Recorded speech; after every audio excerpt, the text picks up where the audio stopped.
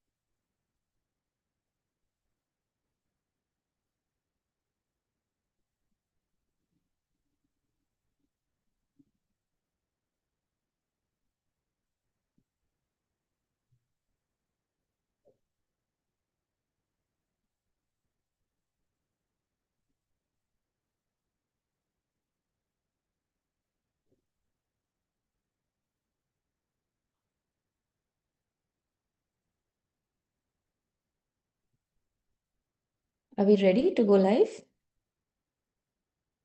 Yes, ma'am. Good to go. Okay, so you can begin with the recording. You can start the meeting officially. Major Dr. Jitendra Singh, can we start the meeting?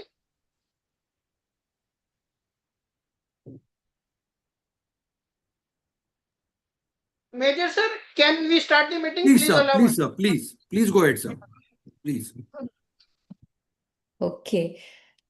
Good afternoon and a very warm welcome to the day 2 of the CPP 2025 program. So last week we all sat together. We had two power-packed sessions, one telling us about the overview of the pharma industry by one of the renowned speakers who is also the recipient of the Lifetime Award, that is Dr. Shoaib Mukherjee. And then we had another session on medical affairs, again given one of the renowned speakers, that is Dr. Viraj Suvarna. I hope all of you had enough of knowledge from these two sessions to take back home.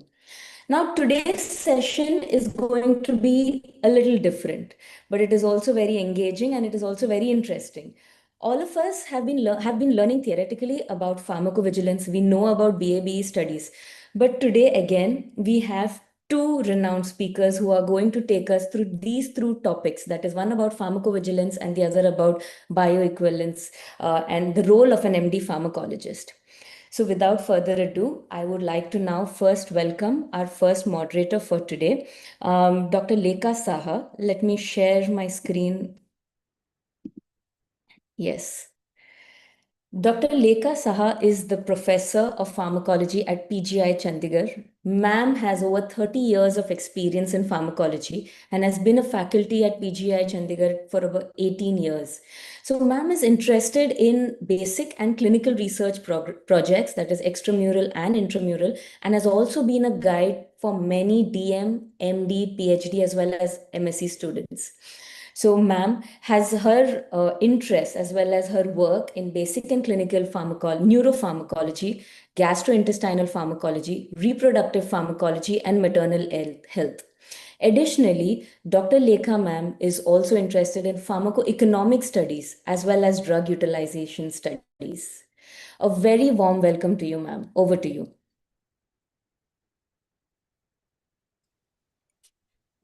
Thank you, Dr. Ishma, for your kind introduction. So I officially want to welcome all the participants who for this course, and the session will start with the lecture on the topic.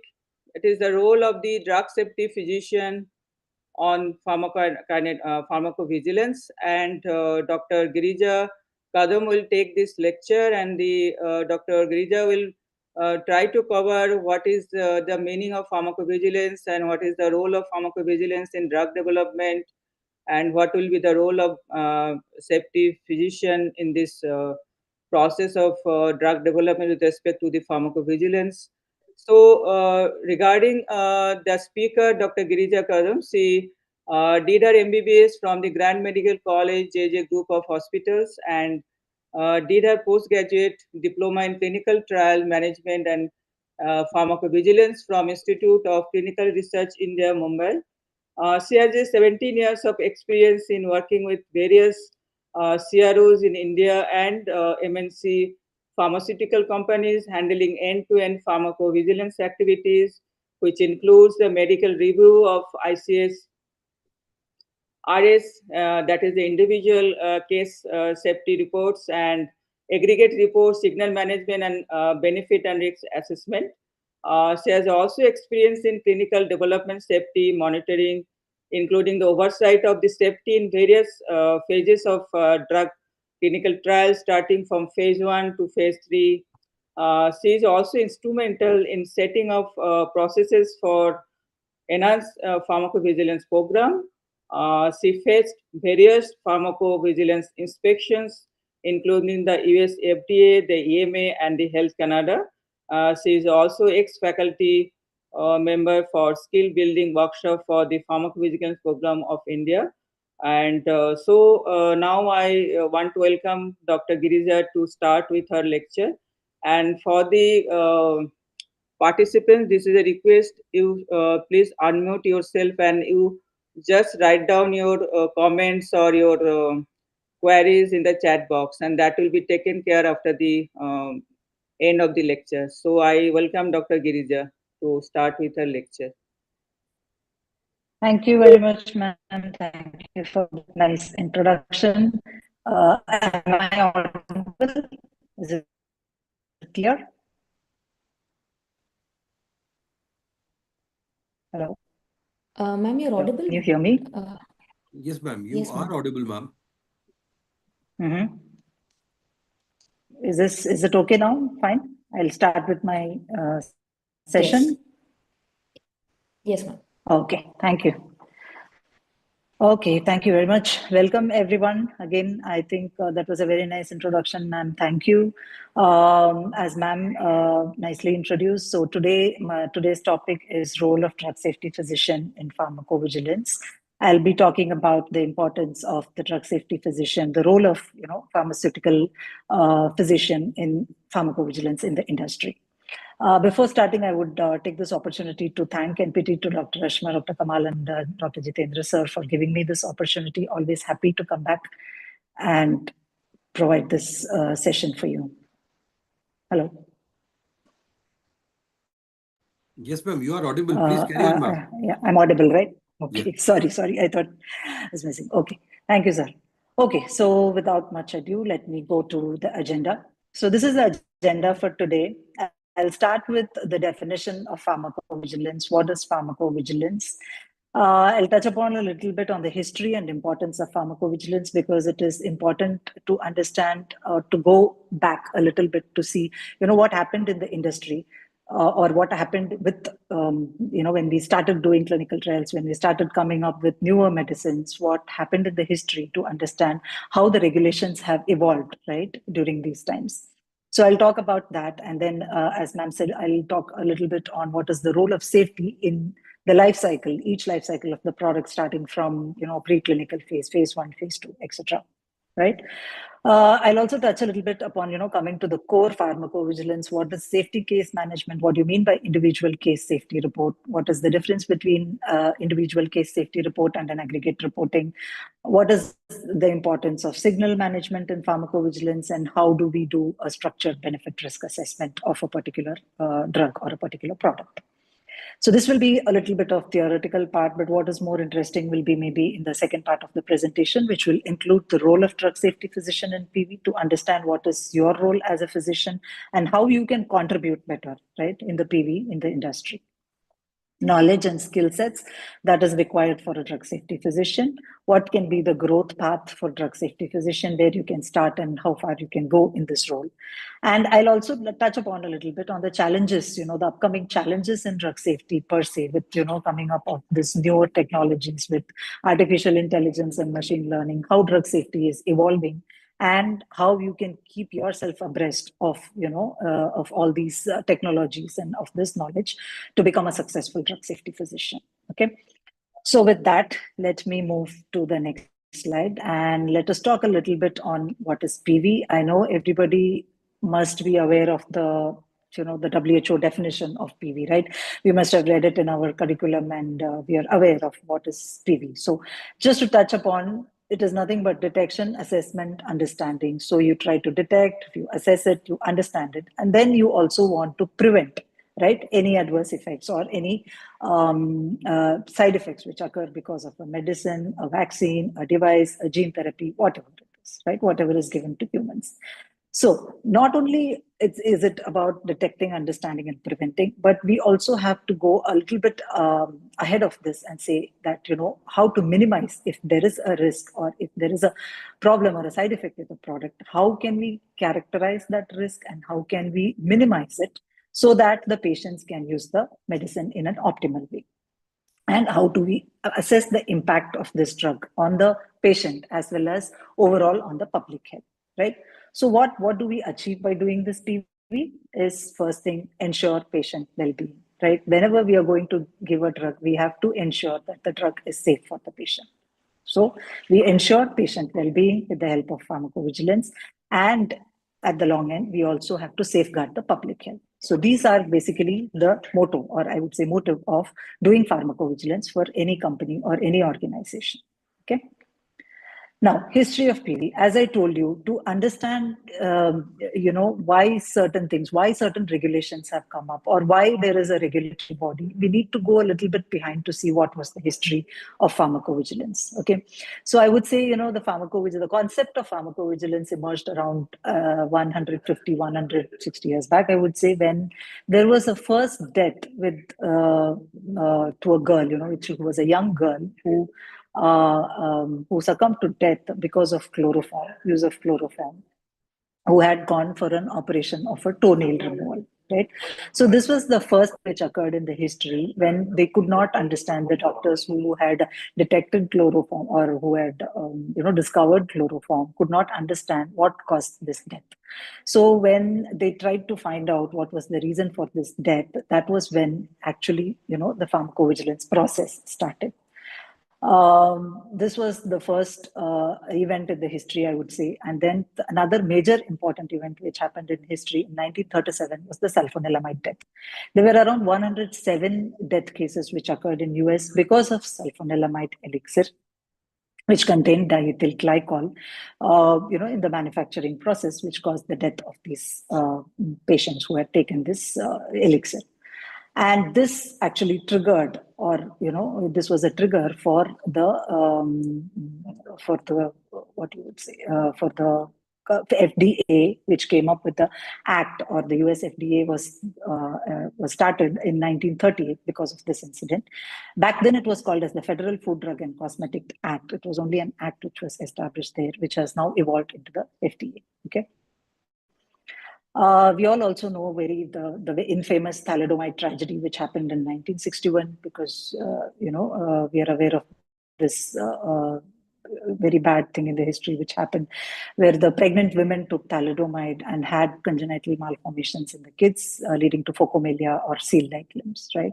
This was one of the major incidents which I would say was a turning point in the history of pharmacovigilance, which led to the development of a lot of regulations and a lot of commissions. So this triggered the setup of European legislation, which was developed in 1965. And then 1968, WHO started their program for international drug monitoring after this incident. So this is when they started devising regulations for manufacturers who will be conducting trials on participants or who will be manufacturing and selling the drugs should have certain regulations, certain checkpoints to see that, whatever happens with their drugs need to be reported to the regulatory authorities and need to be collected in a systematic way, organized in a kind of a database within their organization, and have to be reported to the regulatory authorities. So this is when, it started coming up, the regulations started coming up for pharmacovigilance. 1995, the European Medicine Agency was set up, which is again like the FDA in the US. European Medicine Agency is the regulatory authority in the European Union, which was set up. And a little bit about India. So India actually got into this program pretty late, I would say in 1997, where we started, we got attached, India got attached to the WHO drug monitoring program, with the Uppsala Monitoring Center. And in 1998, officially, PV was started in India. 2009 to 10, I think 10 years after initiation of PV, the Pharmacovigilance Program of India was set up, which also came up with really nice guidelines within, the reporting system of India was developed and it was set up, which was based mostly on the European regulations. So based on the European regulations, PVPI came up with a set of guidelines for the manufacturers who will be manufacturing drugs in India, how they have to conduct clinical trials and how the safety reporting and safety monitoring has to be done for the products which are manufactured or sold in India. In 2012, new pharmacovigilance legislation was initiated. So before that, there was something called as Volume 9A, which used to be kind of a Bible for PV. But after that, the European legislature, the EMA, came up with a new guidance, which is called as GVP guidelines, or the Good Pharmacovigilance Practices guidelines, right? So this is now the Bible for PV. So whenever we talk about PV, we always give reference to GVP modules. There are around 9 to 10 modules of GVP, which you will, which is a good read. So I've given also the reference at the end of my slide. So you can go through these modules. So there is a separate module for each topic that, I'll be discussing today. And then in 2017, the new ultravigilance format was initiated, which was just an, I would say, update of the earlier module that was initiated in 2012. So currently we are following this new module. So overall, we usually follow the FDA and the EMA guidelines. And of course, if the company is marketing in India, we also follow the PVPI requirements or the DCGI requirements for reporting within India. Okay. So this was in short about history. So now we know what is PV, history of PV. Now what is the importance? Why is it necessary for us to do pharmacovigilance? Why is it important that every company, every organization has a team who take care of this pharmacovigilance, right? First thing, as I told you, understand and characterize the safety profile of the drug. So we need to understand why certain drugs give certain kind of adverse reactions. So you first understand that, and then you try to characterize it. What do you mean by characterize? To understand in which population does this side effect occur, okay? In which gender does it occur? Which ethnicity is more prone for having these kind of side effects? So after knowing this, which patient population will get, this kind of side effects? After knowing this, what I can do is I can minimize this risk by providing some minimization measures, right? So this is how the safety profile of the drug is set up. And that is what a pharmacovigilance physician contributes in the PV department. Okay. Benefit risk assessment in pre and post marketing phase, again, an important thing. So as you know, any drug, which is given to a patient is going to have a side effect. There is no drug which will not have a side effect, right? If a drug has an effect, it has a side effect. But how can I minimize the side effect and ensure that the benefit risk is, the benefit outweighs the risk and the patient is not put through an, which is outweighing the benefit. So when you can balance the benefit and risk of the product, only then that product can be kept in the market. So to ensure this benefit risk profile, the pharmacovigilance physician will play an important role. Third is support informed decision making. Okay, by doing all this, by being a pharmacovigilance physician, what you do is you provide certain understanding to the regulators and to the healthcare professional, to the treating physicians, right? When you give the information about the side effect profile of the drug to the physician can take an informed decision before providing this drug to his patient, right? He can avoid giving this drug to a patient who is at more risk of getting these side effects. So this is like a tool or a guidance which we give to the regulatory authorities and to the physicians so that they can take some informed decision making. And finally, foster the public confidence in the healthcare system, right?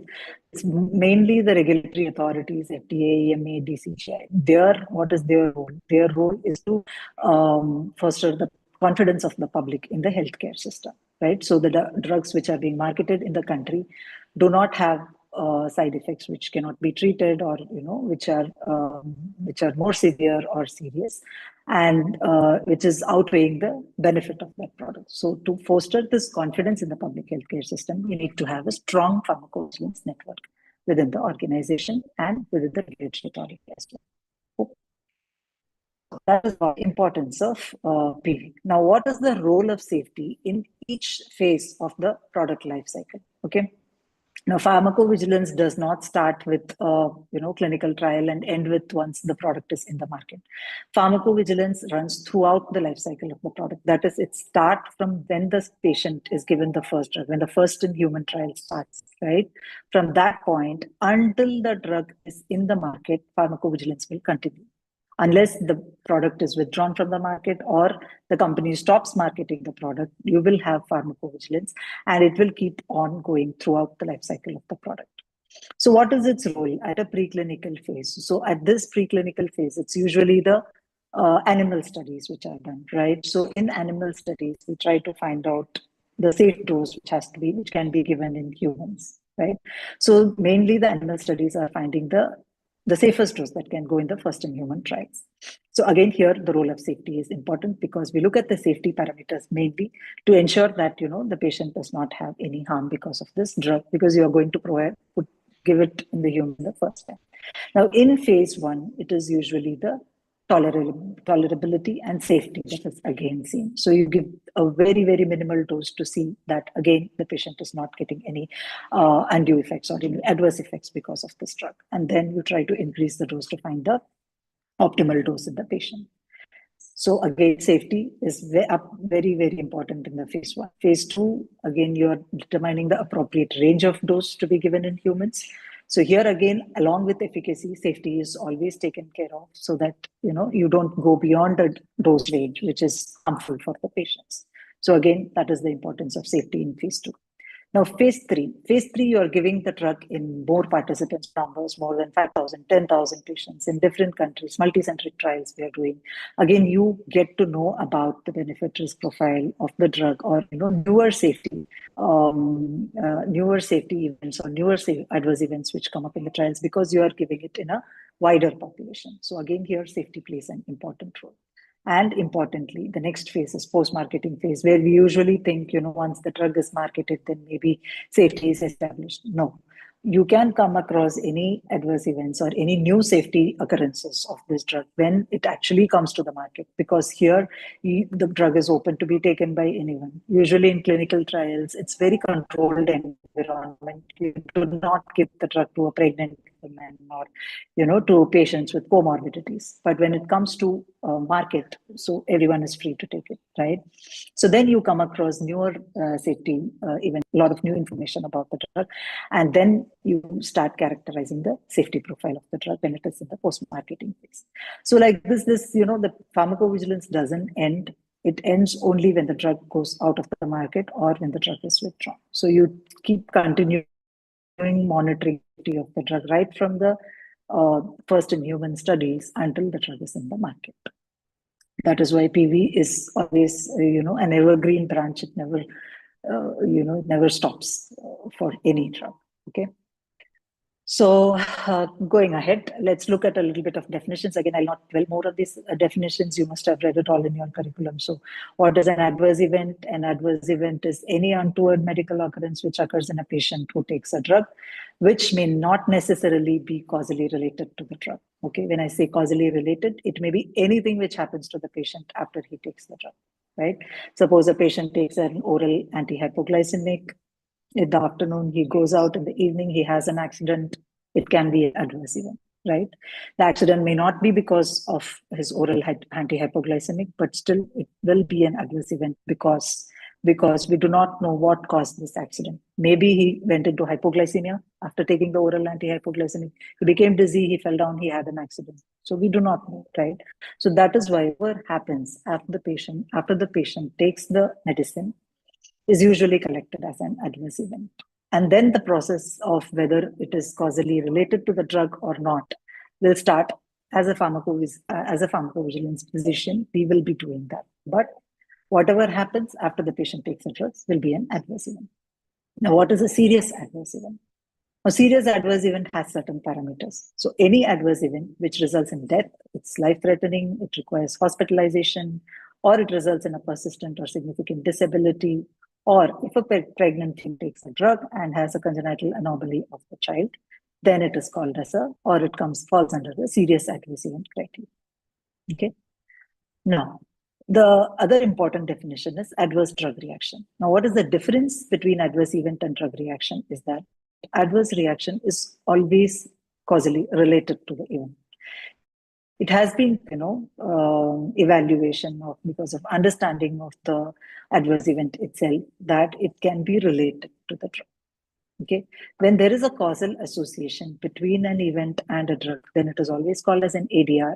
And this is what usually goes into the label of the drugs. Now, when I say label, you must be aware about summary of product characteristics or product information. You know that leaflet which comes along with the medicine in the packets, right? So that is called as a label of the product. And any adverse drug reaction which is causally related will always be mentioned in the leaflet or in the label of that product. Okay. Now, what is the journey or what is the role of the product physician or a safety physician to identify an adverse event and to understand whether it is an ADR or not is what we will be talking about now. Okay. So coming to the next slide, causality assessment. So again, now causality assessment is very, very important from a PV perspective or a pharmacovigilance physician perspective, because this is a bread and butter for a drug safety physician. Okay, anywhere you enter into PV, you will have to do the causality assessment, may it be an individual case safety report or an aggregate report. So I'll talk about this in my subsequent slides, but causality assessment is very important.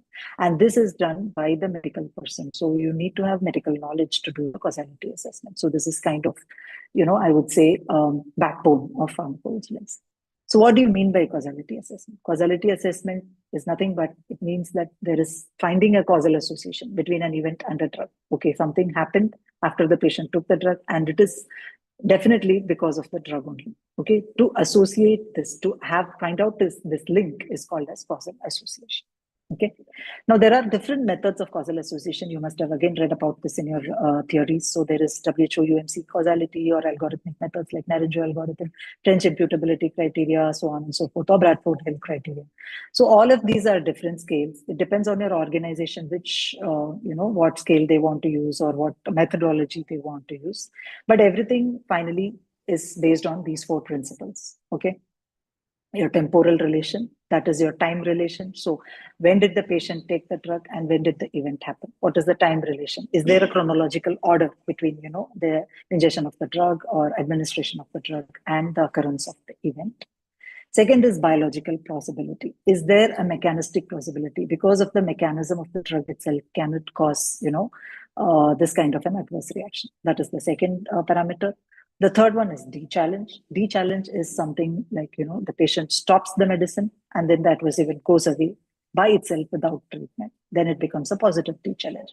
So this shows that there is some sort of, causal association with the drug, because once the patient stops it, the adverse event goes away.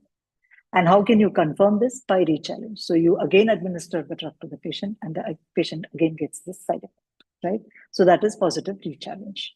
So when all of these parameters are present, when the information is available to assess this, and then when all of this is kind of positive, then you can say that there is definite causal association of the drug with the event.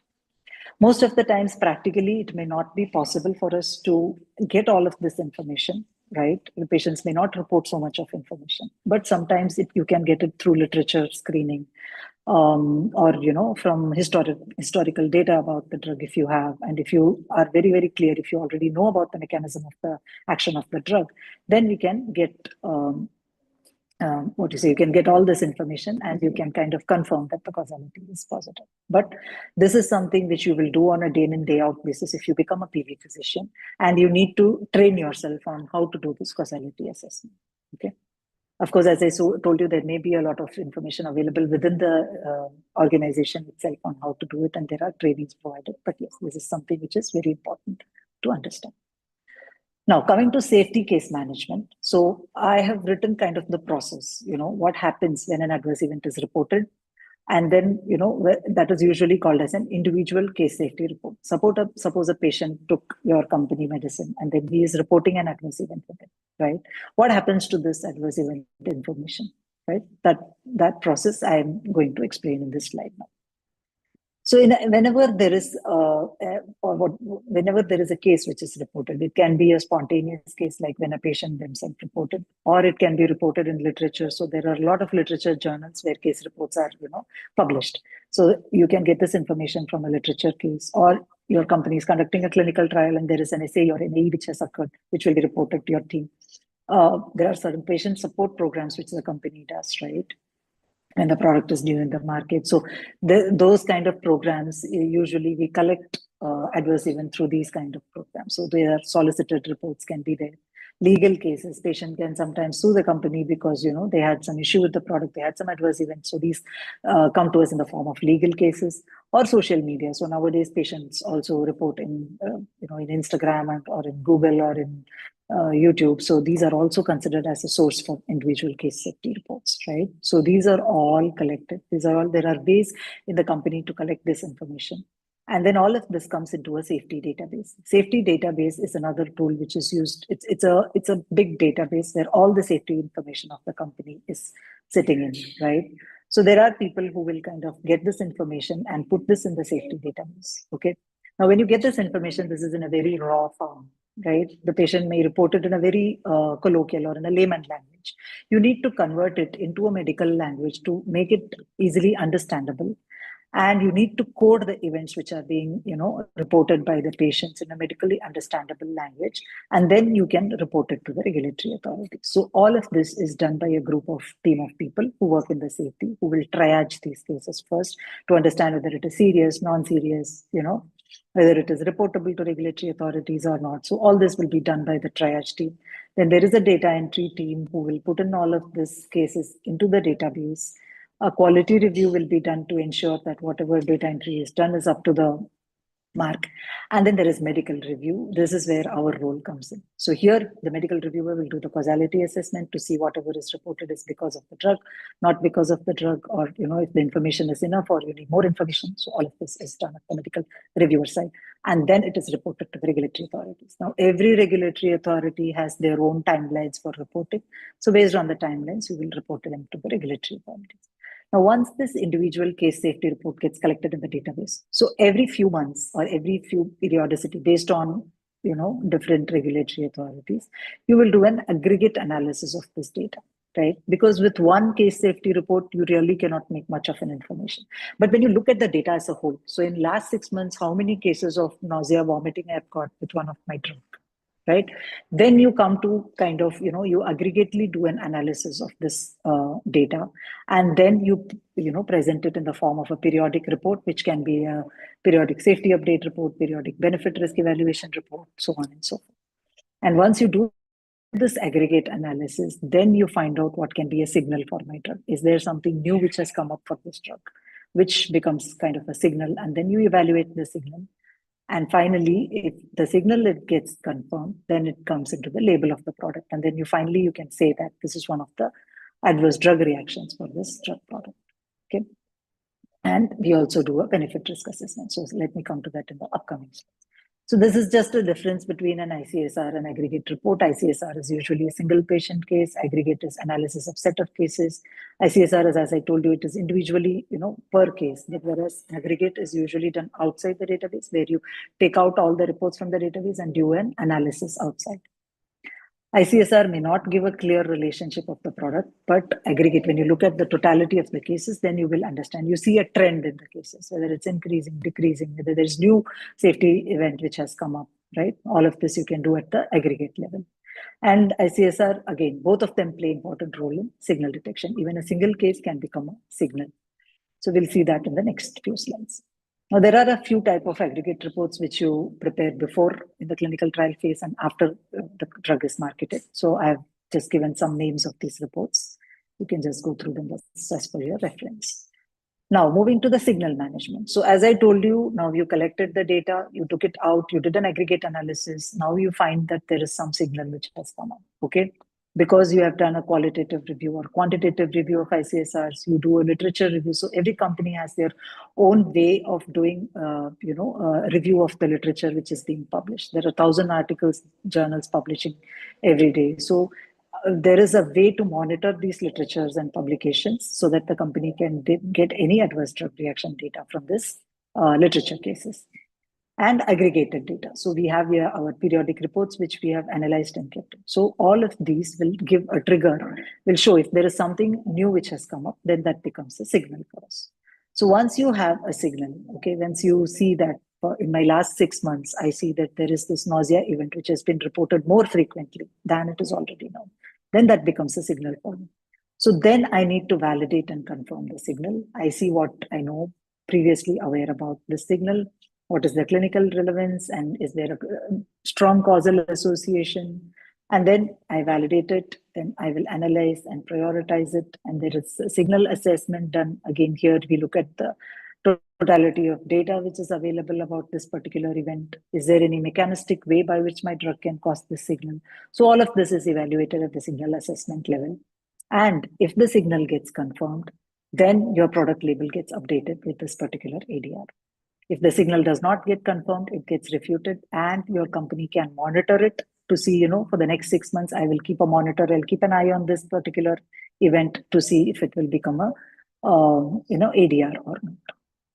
And if a signal is confirmed as a risk, then there are a lot of other things which happens, like, you create a risk minimization measure, because now you know that this is a risk for your drug, right? And then you create a risk management plan. And then, there is something called as Dear Healthcare Professional Letter, where you inform all the healthcare professionals about this new signal which has come up. And then you might also go for a post-authorization study if you really want to understand more about this risk. Okay, this is how a signal becomes a risk, and then your product gets updated, your product label gets updated. And another important thing what we do in pharmacovigilance is the structured benefit risk assessment. As I keep telling you, your benefit risk should always be balanced. Your risk should not outweigh the benefit. So benefit should be more and risk should be less for your product to stay in the market. So there are a lot of ways how the SBRA is also done. I'll not go into the details of it, but this is one of the important activities as a safety physician, which you will have to go through. So there you look at the key benefits of the drug, key risk of the drug, and then match each of them to find out if your drug is really, beneficial for the patients, or if the risk is more, do I really need to keep the drug in the market, or you want to stop selling the product in the market, right? So this decision is taken by structured benefit risk assessment. Now, let me move to the important or interesting part of the presentation. What is the role of drug safety physician in all of this? Okay. Definitely, we have to leverage the expertise that we have. So we are physicians, we have the medical knowledge, we have the understanding about the product, about how a medicine works. We understand the mechanism of action of the drug, and how a side effect occurs. So with this expertise, we will have to evaluate the safety data and identify if there is any potential risk which can be associated with the product. Right? And how we do it is by all the ways that I told you, by aggregate reporting or signal detection or by benefit risk analysis. Okay. Active monitoring and analysis. It is not enough once you identify and then you've updated your label. No, it doesn't stop there. You need to continuously evaluate to see how the risk profile changes of the drug. right? So that is where you do a active monitoring and analysis. So you can see the change in the causality, severity, or frequency of the adverse events which are already occurring with the drug. And then reporting to regulatory agencies. Now, pharmacovigilance always work in a very, very controlled regulatory environment. Whatever we do is, reportable to the regulatory authority. So we need to be really careful on what analysis we are doing, how we are documenting it, right? Because everything is auditable and inspections can happen anytime. So when you are working in a strict regulatory environment, so regulatory reporting and knowledge about regulatory environment is really essential to be a pharmacovigilance physician. Okay, and then development and implementation of risk management strategies that comes at the end. Of course, it is not only the PV physician who's involved in this. There are the other stakeholders who are also involved. But as a physician, you always lead, all of these activities within the organization.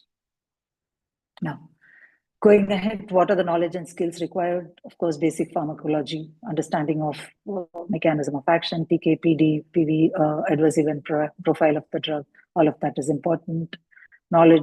Basic knowledge on drug development and drug safety, regulatory knowledge, as I told you, important regulatory authorities, what is the regulatory requirement in every country, in every region, that is really useful. Analytical skills, because as I told you, you need to analyze, you need to understand, you need to see a trend of a particular molecule to see how the trend changes. So if you have a bit of an analytical skill, it always helps. Communication skill, presentation skills, again, attention to detail, teamwork, everything is a soft skill which you will require because you will work always in a team. You will have a lot of other stakeholders who will be working with you, right? So all of these skills are really important if you can have those, and computer literacy. Going forward, I think, we cannot get away with computer literacy. We need, with AI and everything coming up, you need to be really tech savvy. There are a lot of tools which we work on. Every activity is done in a different tool, and you should be really flexible to learn these tools and kind of adapt to it quickly as much as possible. So these are some of the skills which might be required. Now, what is the pathway or growth of a drug safety physician? So usually when you're a fresher, a fresher medic usually enters as an ICSR medical reviewer. Okay, this is where you work on the individual case safety reports and do causality assessment at an individual case safety level. Then you can move in the ladder like an aggregate medical reviewer, where you work on the PSURs or PEBRAs or the periodic aggregate reporting documents. And after that, your movement can be maybe in two ways. One is you can either go into a people management role where you lead a team of medical reviewers or a team of aggregate safety reviewers. So that can be one path. Or you can also go into an individual contributor where you can become a subject matter expert. You can become, and a signal management physician where you are only responsible for signal management. You get all the data from aggregate from a physician who's working in the aggregate level, and then you only look at the totality of the data from a signal perspective or from a benefit risk perspective. Or you can also become a subject matter expert.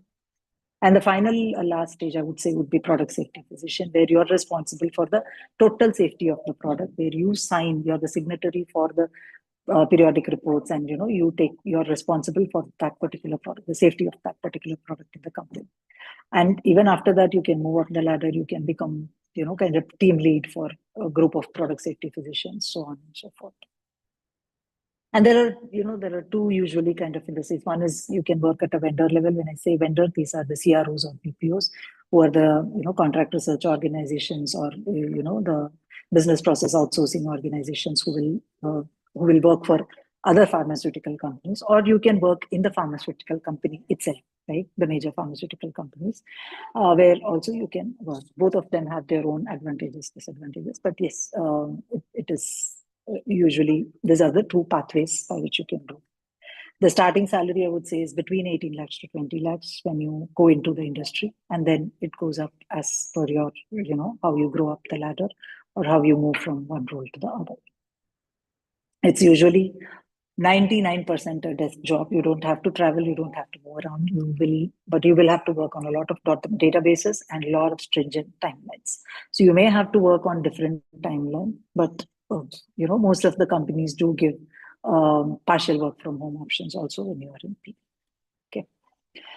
Okay, now last, I would touch upon a little bit on what are the upcoming challenges. So, with the advancement of medical sciences, with increasing complexity of the type of therapies that we are coming with, gene therapy, stem cell therapy, CAR T cell therapy, so it has become very complex, and the regulations are also evolving day by day, and pharmacovigilance is very dynamic, right? You have different regulations coming up every 6 months, every year.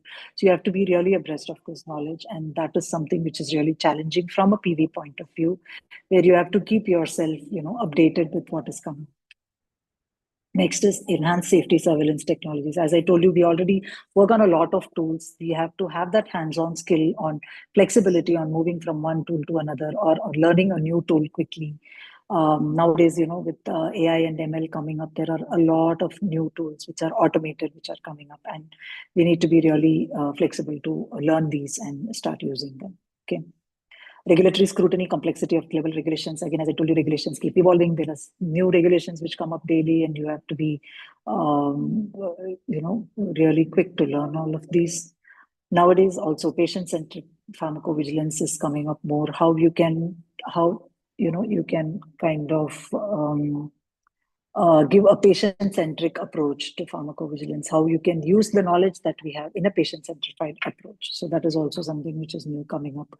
Also proactive pharmacovigilance. How can you identify the risk before even it happens to the patient, right? That's called as proactive pharmacovigilance. So all of these are new things which are coming up. Of course, you will understand when you come start working in the industry. And increase focus on structured benefit risk assessment. So these are certain challenges. Of course, you can, learn all of that. So here, this is my final slide. If safety data analysis excites you, passionate about working with various tools and databases, and if patient safety is at the core of your heart, then you are in the right direction. You can, you will be very happy working in the safety physician role. Okay. So that's it from me. I think I've already taken 4 minutes, but yes, thank you very much. Whatever questions you have, please do post on the chat. And I will give it up to Dr. Lekha Saha, ma'am.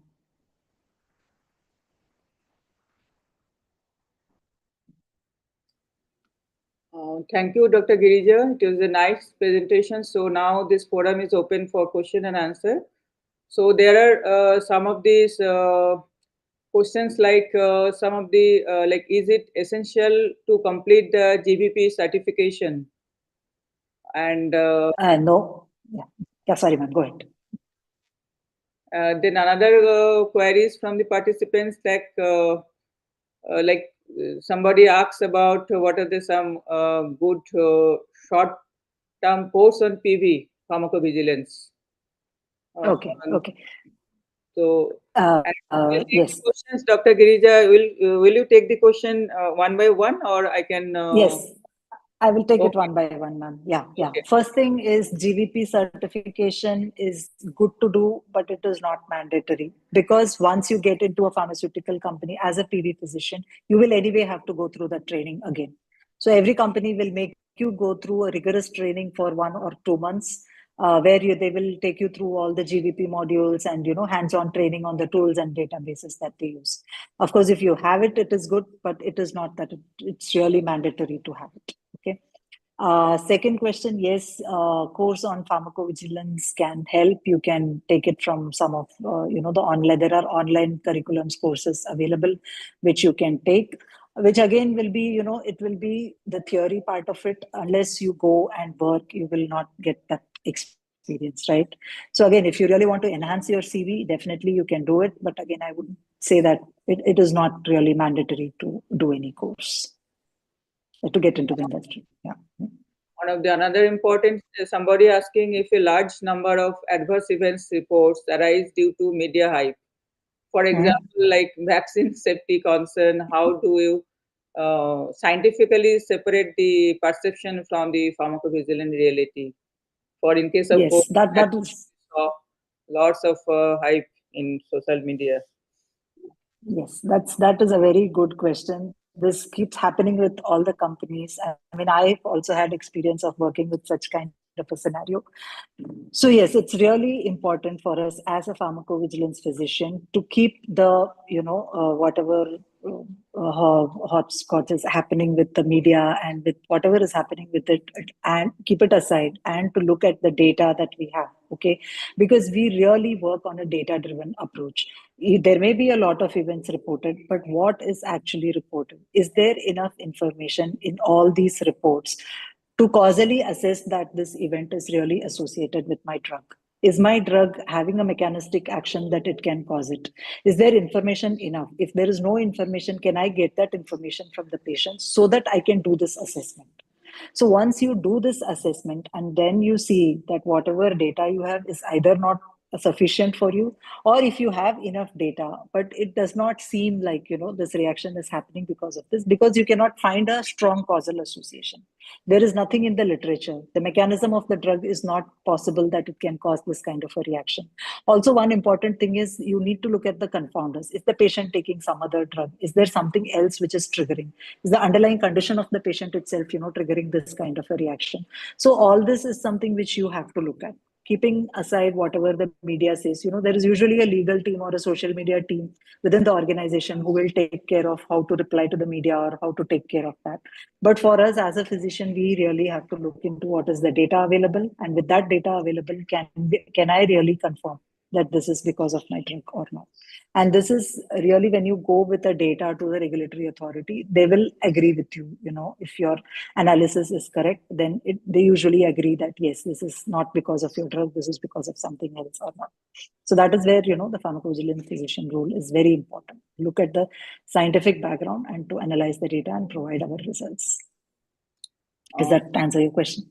Thank you. I think this is actually you have to scientifically prove, you have to all Yes. whether it is really related to that particular vaccine, chemicals or drugs or pharmaceutical agents. So there are I think two more queries, and one is there a marked differences in the process of conducting clinical trials and pharmacovigilance for orphan diseases or an orphan drugs? So what is the different conducting clinical trials in orphan disease and drugs and pharmacovigilance?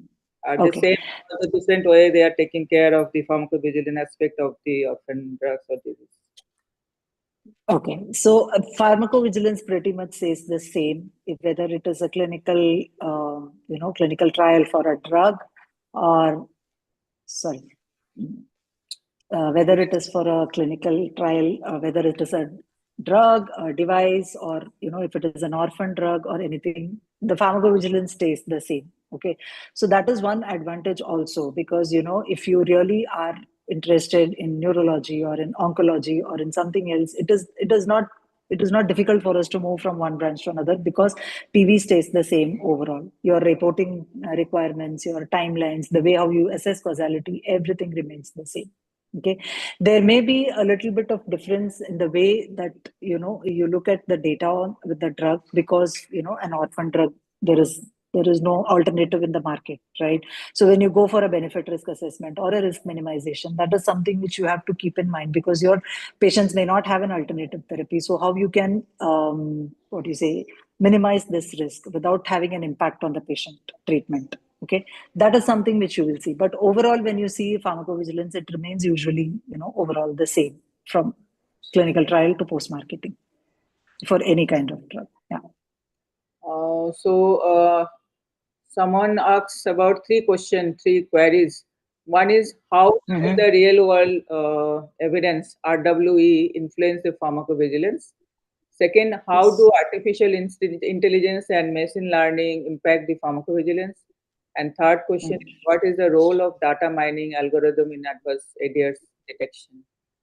So, real world evidence will have impact on the pharmacovigilance.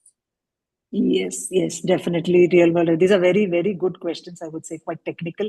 I may go a little bit into a technical background. So RWE is again very, very important when you look at the pharmacovigilance, because as I told you, you have found a signal. Okay, sometimes it is very difficult to confirm this signal with the data that is available in your database, right? That is when you have to look into the RWE, because RWE is usually done from a huge number of database, from an insurance database, from a social media database. So your RWE gives a wide variety of evidence for you to confirm that signal. Okay, so nowadays that is why we use a lot of RWE in our signal detection methodologies, because we do not get much information from the literature publications or from the data that is available within your company database. So that is where RWE plays a major role. Okay, there are a lot of limitations also with the RWE studies, because you do not primarily collect this data for a research purpose, right? So you may not get all the information that you need for finalizing the signal, but in fact, even rather than looking for a causality, what you would look at is the frequency or the trend which will come from the RWE studies. So yes, definitely they may play a major role, and nowadays RWE studies are used more and more at the level of signal detection or at the level of risk minimization. Second question, yes, artificial intelligence, it's very much coming up now. So initially, I would say, historically, when we started working in pharmacovigilance, we used to do a lot of things in Excel database, right? After Excel, we moved to databases which were automated. Now we are moving to artificial intelligence. Now, what is artificial intelligence? How does it help you? It is like, suppose you have, as I told you, now n number of publications. You just create an algorithm, or you feed an artificial intelligence program into all this literature database that you have, and because of this artificial intelligence and machine learning, the database itself picks what are the publications or articles which are relevant for you, which has data on your company product and on an adverse event being reported, right? You don't have to read through so many articles manually to get this data. Now there is a bot which will do this for you, and you just have to finally look at it from a medical point of view to confirm whether this is really an adverse event, or whether this literature really has some information which is useful for me or not at a signal management level. So that is just one example that I'm giving. So artificial intelligence has come up in a lot of ways nowadays. You just attach an article to the artificial intelligence database. It will quickly give you a summary, right, which you can copy paste it in your reports and send it. So this is how artificial intelligence is coming up again, both AI and ML. Third one, yes. Data mining, it is one of the important parts of signal detection. Signal detection cannot be done without data mining. So there are signal detection databases where data mining is automatically done at the back end, because you have huge data of safety events which have occurred with your product. Without data mining, you will be really not able to catch the right signals. Okay, you'll have a lot of noise and then end up doing a lot of activity which is redundant. So data mining is already built in within the signal management system, which will actually mine the data and which will provide you the information to actually give you what is the correct signal for the product and how you can further evaluate it to confirm it. Yes, all three are very important, and it will be good to know about this. Yeah. And Dr. Girija, I hope I could answer. This is from my side, how ChatGPT, like scenario, how will you see information which is generated by ChatGPT, how it is scientifically correct? Difference ChatGPT is so much now. Yes, yes. Can say everything if you type in there, and there is a pop-up with ChatGPT will, according to its own search database, and it will give and summarize something regarding your search queue. So I think we came to the end, but there is only just to one queries. Somebody asks how to analyze the data. So just little bit how we can analyze. Can you elaborate little bit? Because I think we have 2 minutes left. Okay. How to analyze the data? It is a very, I would say, a very ambiguous, broad question. Yes. Which data, I would ask you? If you want to know about signal data, like as I told you, you have a lot of sources from where you get the data, like your spontaneous reports or your literature data or your social media data, legal cases. So all of this comes to you like, in the form of an Excel sheet, or I would say a list of individual case safety reports reported within that particular time. So, and there is an algorithm which is set, which will kind of give you, these are the number of cases, or this is the trend that has been happening in this particular period. So once you have that data, then you need to go through each of that data to see whether there is a causal relation or not, for that every single case with that particular drug. So this is one part of this thing. Again, you need to go into the literature back to see whether this has been reported in any other form, any other condition, or is it being reported in some other company. You also look at the competitor data, if this is reported in the competitor label or not. So this is how analysis is done. So there is again a set process by which you will do analysis. I'll not be able to explain it within 2 minutes.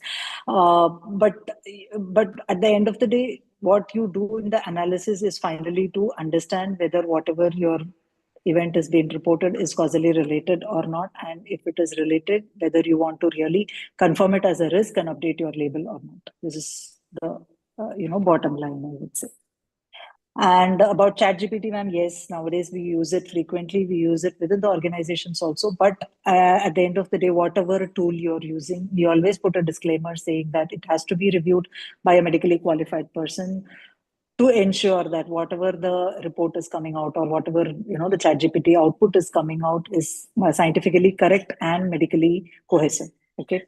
Otherwise, you cannot use it. So at the end of the day, before you sign any report, you have to make sure that whatever ChatGPT is giving is correct, and it is medically correct. That is something which you have to go through. You can use ChatGPT. It of course ensures that you save a lot of time. It improves your efficiency. But yes, finally, thorough review by a physician is required. So that is why even if AI comes up, we are still safe and we will not lose our jobs, because we still have to ensure that it is medically correct and scientifically right. Every responsibility is on your shoulders. So I think Yes. there are few queries, but we came at the end of the session. So I think we can end this session. So thank you, Dr. Girija, for your nice presentation and your discussion of these queries. And I also thanks all the participants for their patience and questions. So thank you. Thank you. Thank you very much. I hope it was informative. Thank you. Dr. Reshma, am I audible to you? Please unmute yourself.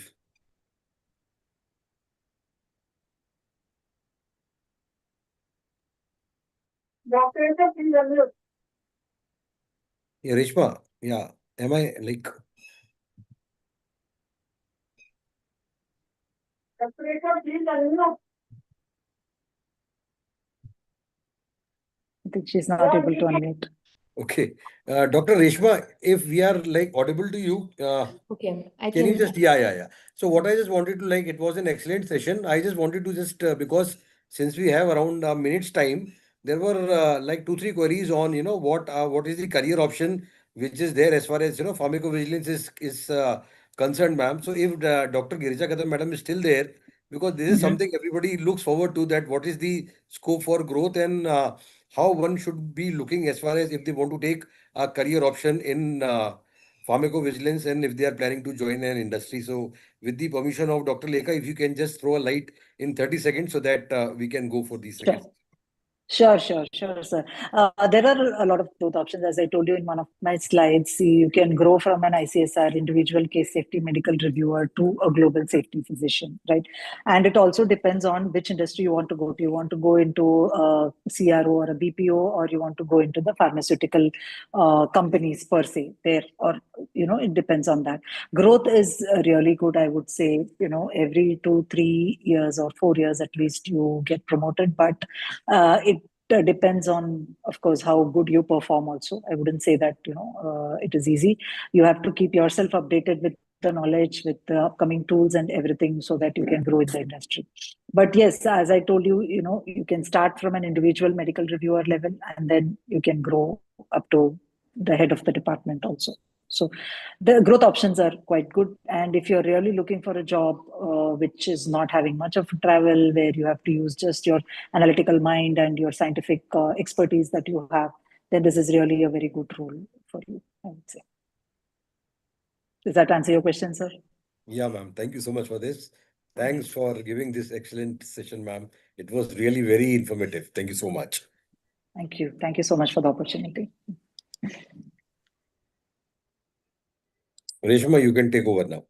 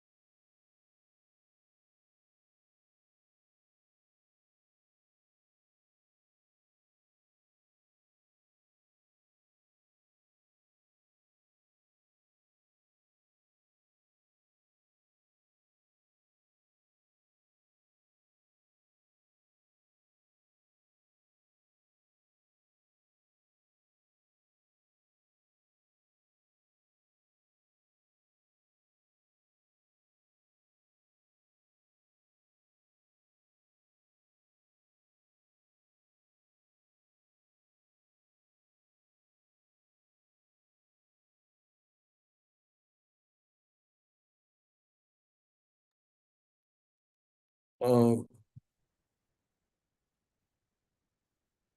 Tech team, I think Dr. Reshma is not able to unmute herself. Can you please help? Yes, sir.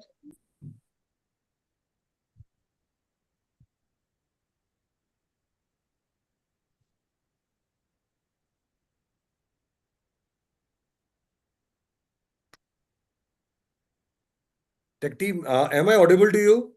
Okay, now I am. Yes, I think even Dr. Suparna also cannot unmute. Can you please help Professor S. Chatterjee, the name, to unmute?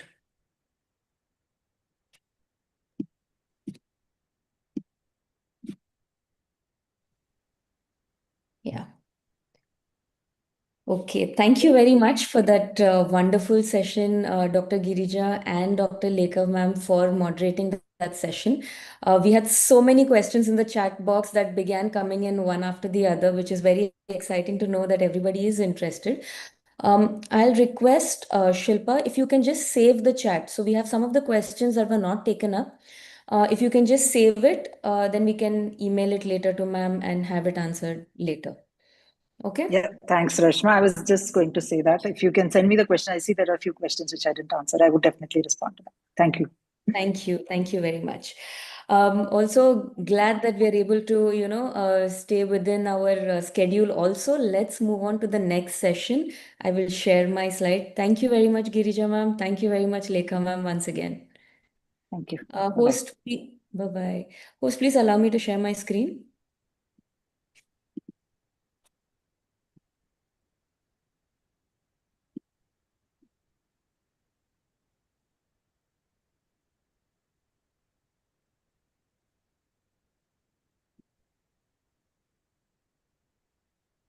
Host, please, Shilpa, please allow me to share my screen. Sir.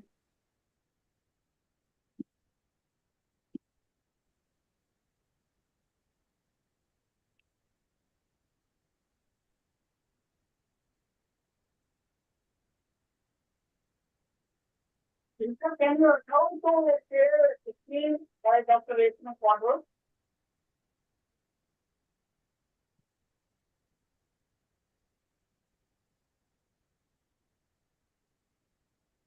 In fact, we are unable to hear you.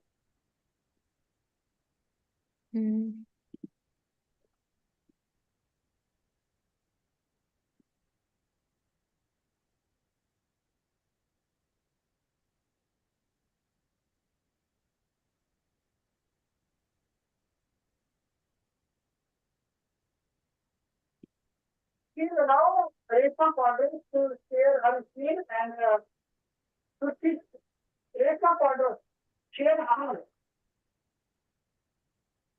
Please answer in continuing another session.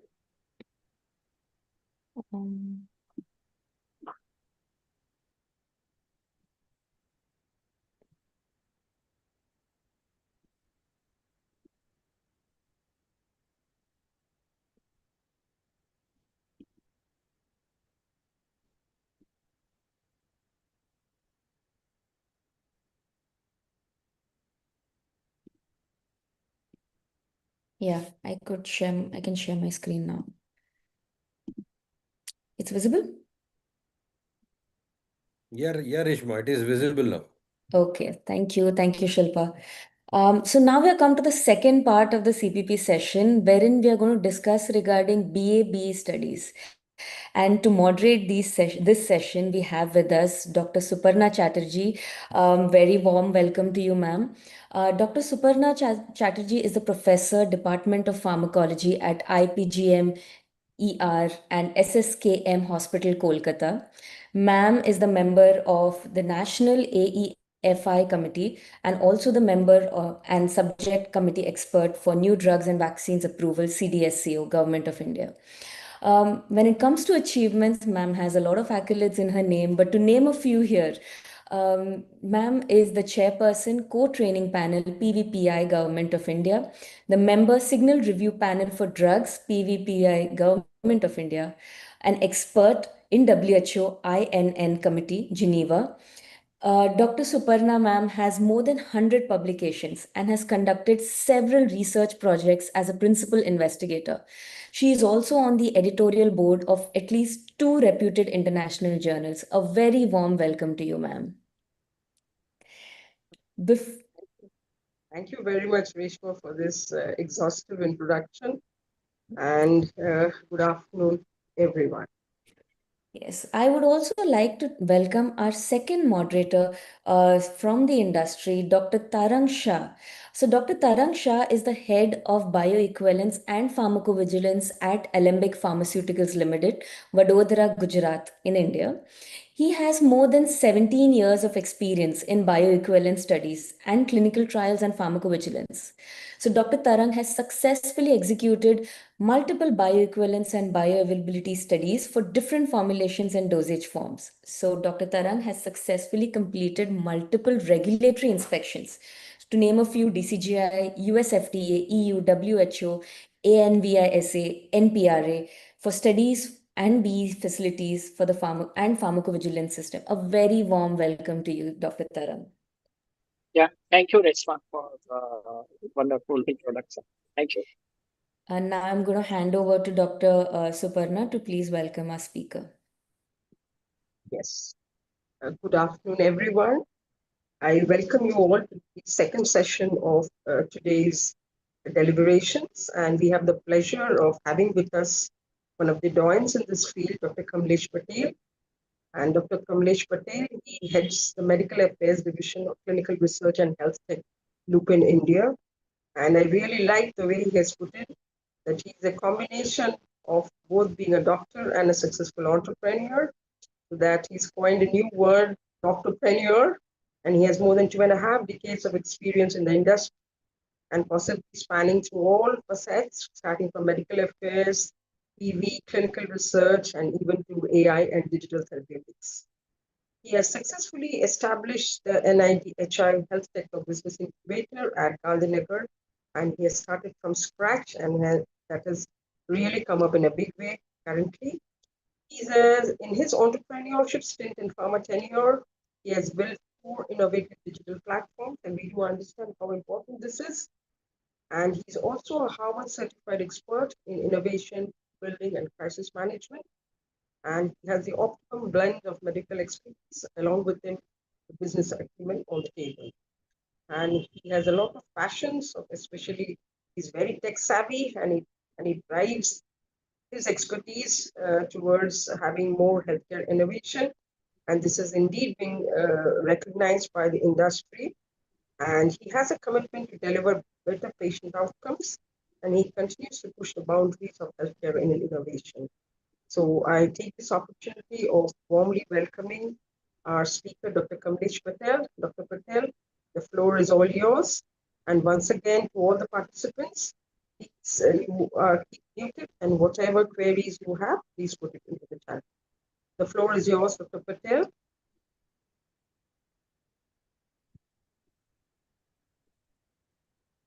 Okay. Am I audible?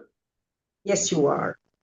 Okay, great. Thank you so much, Professor Chatterjee, for your kind words and introduction. And thank you so much, entire team of CPP 2025, who had made it possible as a beginning to ensure that you have a captive audience which is looking forward for a future growth perspective, career, and at the same time learning in various areas of pharmaceutical industry. So I know that my topic is on bioequivalence, but I see a lot of chat and a lot of questions might be coming in typical freshers or those who are doing PGs about the career. So I just would like to take a few minutes before I take it to the main topic. So as previously, a few of the speakers has covered that medical affairs and a few aspects, as well as today we have witnessed the covering of pharmacovigilance aspects. So by and large, if you see, there are few areas it's countable from a career perspective. One is the medical affairs, where you are mostly focusing on medical affairs, where the communication, scientific communication, used as an information to promote the drug and do a lot of things in drug development, the brand building, and therapy shaping in terms of pharma world. So another is the regulatory affairs, where the product is coming, where it is developed from R&D, going to the cycle of phase 1 to phase 4, BAB, and maybe experimental studies, and put together it comes into the market, where the regulatory strategies are very important, which can be developed by medical team members. And of course, when it comes to clinical research, BAB studies one part, phase 1 to phase 4 is another part. There is also recent upsurging of real world studies, real world evidence, that is RWE. And of course, the another part is that HUR, which is health economic outcome and research study. So these are all clinical research part, can be covered by pharma industry itself, or maybe the contract research organization CRO, or maybe a combination of pharma and CRO put together, they do clinical research. The good part, PV is already taken care, so I need not to worry about that. But yes, there is also a role of pharma physician in R&D. So it's all about the molecule development from a formulation point of view, to making it possible to go up to that level where clinical research can be done, either at a BAB and or phase 1 to phase 3 for getting approval in the regulatory through regulatory affairs, India as well as outside India. Yes, another role is that marketing. So though we are medical people, but if you have a sense of business acumen, you can go to the marketing team, you can lead the team. And I have multiple examples. Those who have done MD pharmacology or MD medicine went into one division, headed the division, and become managing director. So I have a few of the examples, live examples. They are there, and I have worked under them, so I'm aware about that. So you can go up to that level also. You can also put across yourself into a training one. So medical team is actually doing a training to the medical representative who are front runner and face of the company.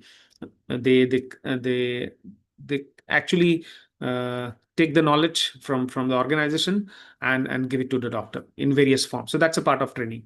There is also some of the agencies like MATCOM agencies or medical agency who takes care of patient support program, where also there is a requirement of medical team member who can do really wonder, because they can think from management of patient point of view, and how it can be supported in overall support system of not only doctor but pharma industry also. And of course, the med communication, which is writing skill of publications, research publication, having all this communication created out of scientific database. That's a medical communication, and that's an agency role. So agency, you can go into the agency and play important role. The one more area which is upcoming, which is health technology and digital therapeutics, where you have a angle of technology and digital technology which is used for therapeutics. So it's not only just about the drug, but it is also a devices, it's a therapeutics come together as an app application as a service, medical devices and services using technology, and you are actually improving the outcome. So these are all few of the areas which you need to understand, that as a medical person, as a MD pharmacology or as a MD medicine or as a pharma physician, you can have a development career. There are few areas you need to consider. That for medical affairs, you need to be a little bit outgoing, outspoken, good communication skill. For R&D, you have to have a mindset of a research. Marketing, you have to think from a traveling perspective, extensive traveling, extensive meeting. Health technology, you need to be tech savvy of getting into the app, getting into the delivery of digital therapeutics into that area. So you need to have a different kind of expertise and experience based on that, or maybe the mindset. You can take any of the role. But by and large, if you work in few of the area like medical affairs, regulatory affairs, PV, and clinical research, you can become a medical director of any of the company, because at the end of the day, it's a medical director which is taking care of all below that entire department. So this is how, just in general, and then of course one question which is very common coming in your mind, I thought that I'll deliver here only. So it's a cost to the company, so that means the salary could be ranging from 12 lakh to 2 crore per annum. So as you grow up in the ladder, as I become global head or India head, the sky's the limit. So this is how it is overall built up. So I thought that before I take a BAB study properly, I need to take upon those area where exactly BAB lies. It's in a clinical research part. Now coming to role of pharmacologist, pharma physician in bioequivalence study. As you rightly see in the screen, there is a CDSO, which is a Central Drug Standard Control Organization, which is a regulatory body where we need to submit the data. when we submit the data on the portal, then the CDSO will review the entire data and then give an approval. Or maybe suggest that once you have done BAB, now you have established the equivalence, now you do phase 3 study. And then after doing phase 3 study, we get an approval. So unless we do BABE and or phase 3 or phase 2 trial, we are not going to get an approval of the drug to market in either India or maybe outside India. So that is what the gamut. So you require a study. And that's why there is a reason where we are required as a pharma physician, as an MD pharmacologist, we are required. Now let's go to the little bit on theory part. Only one. I'll not bore about the theoretical part, but yes, you need to understand those who are not gone to the details of that. But at least from a bird view point of view, the bioequivalence refers to a comparison between two pharmaceutical products, and mostly it is a generic one versus branded. Branded is innovator one. You can say that. Or maybe it can be a branded one. So here you need to just compare the innovator drug or branded drug with a generic drug, and you need to determine whether they release the same amount of ingredients in the bloodstream over a same period of time. And that is required from a regulatory perspective. I told you earlier that the results of the study would be submitted to the regulatory. It will be reviewed thoroughly, and then there is an approval. And that's why the approval of generic drug, whether generic drug in India or maybe outside, the same story. But there are different regulations from an EMEA perspective, from a US FDA perspective, and from an India perspective. But by and large, it is all about the similar study, which we are going to cover in few minutes now from now. So it's all about the comparing the bioavailability between the generic drug and the innovative drug. And if this is not possible, say for example, there are some areas, some formulation or some condition where it is not possible, you need to do the therapeutic efficacy. And the therapeutic efficacy is nothing but it is just about the phase 2 or phase 3 study. But let's talk about first the B study. So as you all know that from administration to drug is going into the blood, and then there is a level which is achieved in the blood where we can analyze and evaluate that where exactly the innovator is, where exactly the generic drug is, and then superimpose all this graph from all pharmacokinetic data point of view. I need not go into details because you are all pharmacologists, you know pharmacokinetic data from AUC to Cmax or Tmax and many other area you need to compare, and you show that there is a similarity in extent of release. And that's why once you established by having an analysis, the drug would be considered as a bioequivalent one. Now let's see. Before just bioequivalent, we have in a formulation, there are choices of few options, A, B, C, D, maybe many. But at the same time, which is very nearby, which is from a dissolution point of view, which is a physical characteristic is determined at a formulation level, R&D level. So which is nearby, that you take it in a consideration as a test product, which is in a blue one, and the reference product is an innovator one or maybe branded one. And then you compare both in a human to measure the blood concentration to just evaluate the bioequivalence. And usually it is a 1 dose unit or a clinical usual dose. It's a single dose studies most of the time. Drugs are administered with 100 to 200 ml water after fasting or more than 10 hours. So the fasting in fed condition, it is measured. And usually fasting lasts for at least 4 hours post the dose. And what you do is that either you directly compare or maybe do crossover. The most of the time, crossover design is inappropriate for any of the BE study. I'm just giving you one example. There are partial replicate, full replicate, and many other. I'll not go into the details of that. But what you do is that based on the T half-life, you have a washout period. So what you do is that first you give the group A, which is a reference product, then a washout period. So that means you allow the drug to be out from a blood, and then the second period you do it. So once you do a crossover, then obviously the error would be eliminated, and actually you can compare the data of both reference and product and the reference as well as the test product and see the result comparative. That is what the simple design. And this is how usually the 1 point immediately before the administration blood sample is collected. 1 point before Cmax sample is connected, 2 points before around Cmax the blood sample comes. So two samples and 3 samples during the elimination phase. This is a normal one. Apart from that, if drug is having a lot of variations, a lot of variation in terms of distributions and other things, so then you need to have more samples.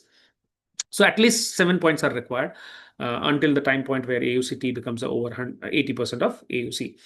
And this is how you compare the data. So lower limit is measured, upper limit is measured, target ranges is measured with the help of statistician standard criteria like 90% of confidence interval, the geometric means ratio with a full range of 80 to 125% of both AUC and Cmax. This is how compare.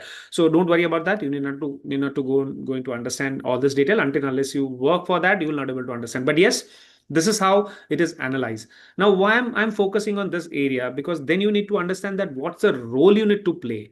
Once you know that what role you need to play, you will understand that what experience I need to have, what exposure I need to have, and at the same time you will understand that what criteria I need to build up to enter into the pharma industry. And that's how you will able to learn that where my role is that in BA/BE study. So I'm just restricting myself to BA/BE study.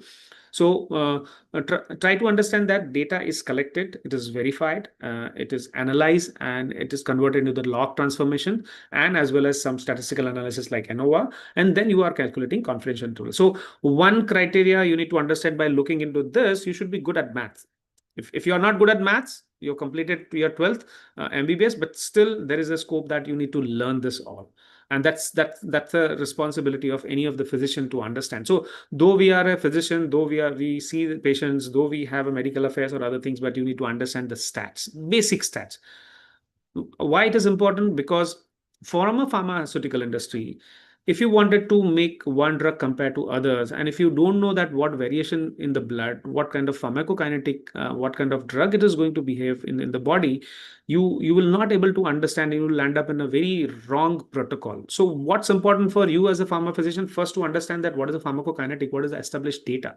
You need to search out all this data and then make a protocol. That's called a medical protocol for bioequivalence. So that design that you have planned, at the same time, what entire parameters you need to provide, including that standard criteria. You need to design that lower limits. You need to suggest the upper limits, target range, confidence interval is 95 or 90. That's most important for and very crucial for a drug to become under that entire range as a therapeutic equivalence, and then it will be passed. Otherwise, if you do a simple mistake, and then the drug will be not passed. Why? Because at the end of the day, it is not bioequivalent. So you need to consider so many database, and that's why I'm repeating it. The research on pharmacokinetic, the understanding of pharmacokinetic, and understanding of the data analysis from a stat point of view is very crucial when you enter into the BA/BE. So if that is understood by very well by any of one, you are good to go with this BA/BE department. Now, just to go into a little bit detail. So what you are doing actually? So you are doing, say for example, you wanted to have to establish the bioequivalence between the innovator, which is semaglutide, which is talk of the town, and then now you have developed a generic one. So what you do is that you do the literature study. You see that what molecule they have used, what excipient they have used, and how this drug is behaved by looking into the prescribing information. And now you see your formulation.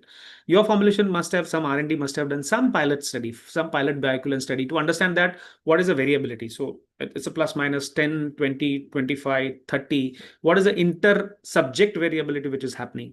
And based on that data, you design a protocol which will help you to get your approval and establish the bioequivalence between the innovator drug and your own drug. So that is about the study preparation. So that's require a lot of intellectual one, a lot of research, and a lot of knowledge from molecule pharmacokinetic point of view and pharmacodynamic point of view. Then what you do is that the next step is coming is that once it is protocol is done, which is submitted, which is approved by the authority, you're good to go for a trial. And then you recruit the patient. So you have selected those patients who are eligible for that with exclusion and inclusion criteria, the way you do in clinical research. Yeah, there's very specific exclusion and inclusion criteria. You screen them, you take a consent, you do randomization, and then you start giving a dosing, and you take a samples, and you do the clinical assessment and data analysis. And this is how you create a report at the end of the day, and then you close out it and make a complete study report, and which is submitted to the regulatory, or maybe submitted to the sponsor, whosoever going to take care from a regulatory point of view, submit that and an approval. So this is how the steps are there. And that's the entire role of you. So you might be entering into this entire area, managing in everything from executions to management to study preparation, or you may be just focusing as a medical affairs in study protocol preparation. That's all. Another person would be just taking care of the screening, randomization, and anything goes wrong from a side effect point of view or maybe dosing point of view, that physician. So if you have 6 months to 12 months of ICU stint, or maybe from a I request any of the Professor Chatterjee is already there. So if they can provide a 6 month or 3 months for any of the MD pharmac to go into the ICU part, or maybe from a dosing part where patients are admitted and injections are given, that will give an idea from a management point of view how patients are managed, what are the normal incidents which are happening from a serious adverse event point of view, and how they are going to be managed. So if that training is done, probably those are the important criteria where MD pharmac would be absorbed immediately from that additional experience point of view. So otherwise, you need to have an MD medicine which is in-house, or MBBS in-house, which is having experience in ICU or ICCU, which can take care of the patients. So there are different role of that. But yes, as an MD pharmac, you are a qualified one, MBBS doctor.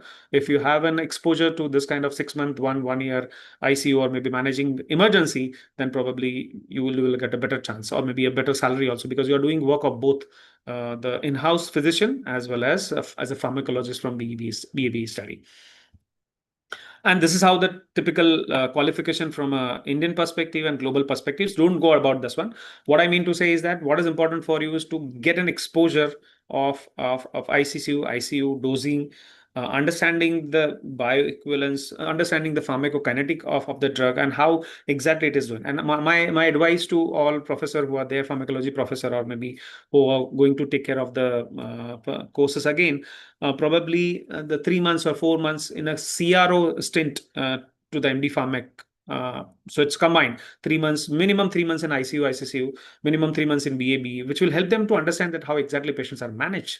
And that 6 months will definitely give them a edge when they ask to go for an interview of any pharmaceutical industry. Because as an inexperienced person, getting into pharma industry is a tough. But once you are in, it's all depending upon your capability and your passion to go up to the sky. So that is how I thought that I'll take it. I'll keep it very short one. Why? Because I wanted to understand from you what exactly you wanted to understand from me. So that's why I just kept it very small, short one from my perspective, and few other resources which I have taken few of the slides. So this is not my personal one, but of course copyrighted one. So that disclaimer is that I have taken few of the screenshots and few of the details from this resources, apart from what my experience is. So yes, this is how I thought that I'll end my session, and I'll moreover encourage moderator as well as with a team member to ask as many as question possible in the limited period. Thank you. Yeah, thank you, Dr. Kamlesh, for this wonderful presentation and giving insight of role of physician in pharmacologist in a BAB study. Also, you provided details of the what are the different career options for the MD pharmacologist beyond the clinical research. So that's very great. So certain most common questions that usually the fresher MD pharmacologist is asked, that how many BAB centers are there in India and what is their geographical location? Okay, so you must have heard that there are few centers in BAB. One is Ahmedabad, another is Bangalore, another is Hyderabad, another is Mumbai. So these are and then Delhi is of course one area. So these are the few centers, so you can count on fingers, where BAB centers are there. So how BAB centers are there? So one is that completely contractual research organization. So it's a complete setup of all BAB centers where everything is done for pharma industry. So when, say for example, I'm in Lupin, I wanted to outsource entire study to the CRO, then I can completely outsource, and that's why they are all centers are there, and there are many ample of. So if you see that BAB list, there are more than I think more than 150 centers are there which has got a certification. More than that, it was more number was more than that, but these are the centers which are established and have got a certification. And they are distributors among the most of the centers. Either the first is coming Ahmedabad, second is Hyderabad. So these are the two cities where the most of the CROs are situated. Okay, thank you. So second question is, what is the career pathway? I mean, suppose any MD pharmacologist join the BAB center. either in a pharma company or CRO. So what is his or career pathway in a future perspective, means down the line 10, 15, 20 years? So yes, if the person wanted to only remain in BAB study, that person can become a head of entire CRO from a medical perspective, not from entire CRO. But yes, if that business acumen is there, management power is there, then probably that person can become. So the highest position is that CEO of CRO. But at least you can achieve as a head of medical. So either as a head of medical affairs in a CRO or head of BAB study. So there are two different things. One is that medical affairs, which only responsibility is making a protocol, reviews, and making a CSR after all analysis is done. And another is that taking all the responsibility from protocol making to execution of randomizations and samplings and everything, and then do it. So this is how. So more you understand the pharmacokinetic, more you have an expertise into this entire process of how the study is done. Medical affairs protocol, making protocol is much easier. You need to just brush up your research, and you need to be expert on all this pharmacokinetic area. So I suggest that start with the medical affairs. You will learn what is the protocol, how it is done, understand that how the study is run, whosoever is conducting, get in certain expertise, understand more from a pharmacokinetic point of view and analysis point of view, and all jugglery from making that study report. And then you can definitely head the department, because what is important because it's a very simple one, and it is the knowledge is not so wide. You need to just go through the knowledge. You need to go through the guidelines of the BAB of various organizations. You need to go through certain experience, exposure to all the previous studies you have done. And that's all. So there is nothing like a more intellectual or maybe multiple things which is required from a BAB. It's a very simple one. So hierarchy point of view, over a period of time, 3 months from a senior manager to 10 years of the head of department, and then you can become a CEO also over a period of time, 20 years. So that's a pathway for BAB. And it's not only from India point of view. You can go to the global one also.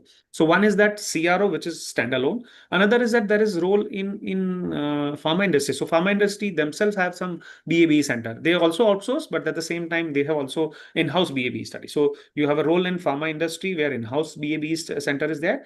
At the same time, say for example, I'm taking care of BAB study also along with the medical affairs and regulatory. So I have a knowledge, so that's why I can control entire clinical research organization where I outsource. So you can also become a head from a pharma in-house medical department also. So a lot of opportunity if you do it.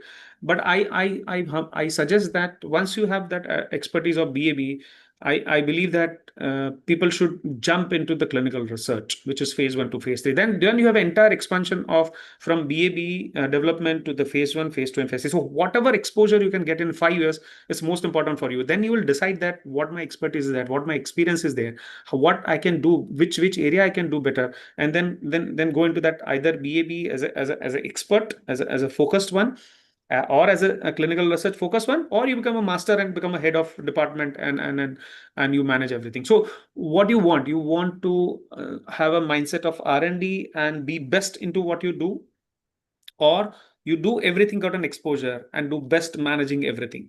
So that is also it. So then if you're managing everything, you have to have 25 people, 40 people, 100 people you're managing. If you're focused on BAB protocol, you might be only 2 people, but you are expert. Without your permission, without your knowledge, without your approval, nothing will move. So that kind of power is there. So you need to decide based on your test, based on what you want. And of course, when management, you are managing 40 people, 25 people, the salary would be much higher than those who are working in the focused area.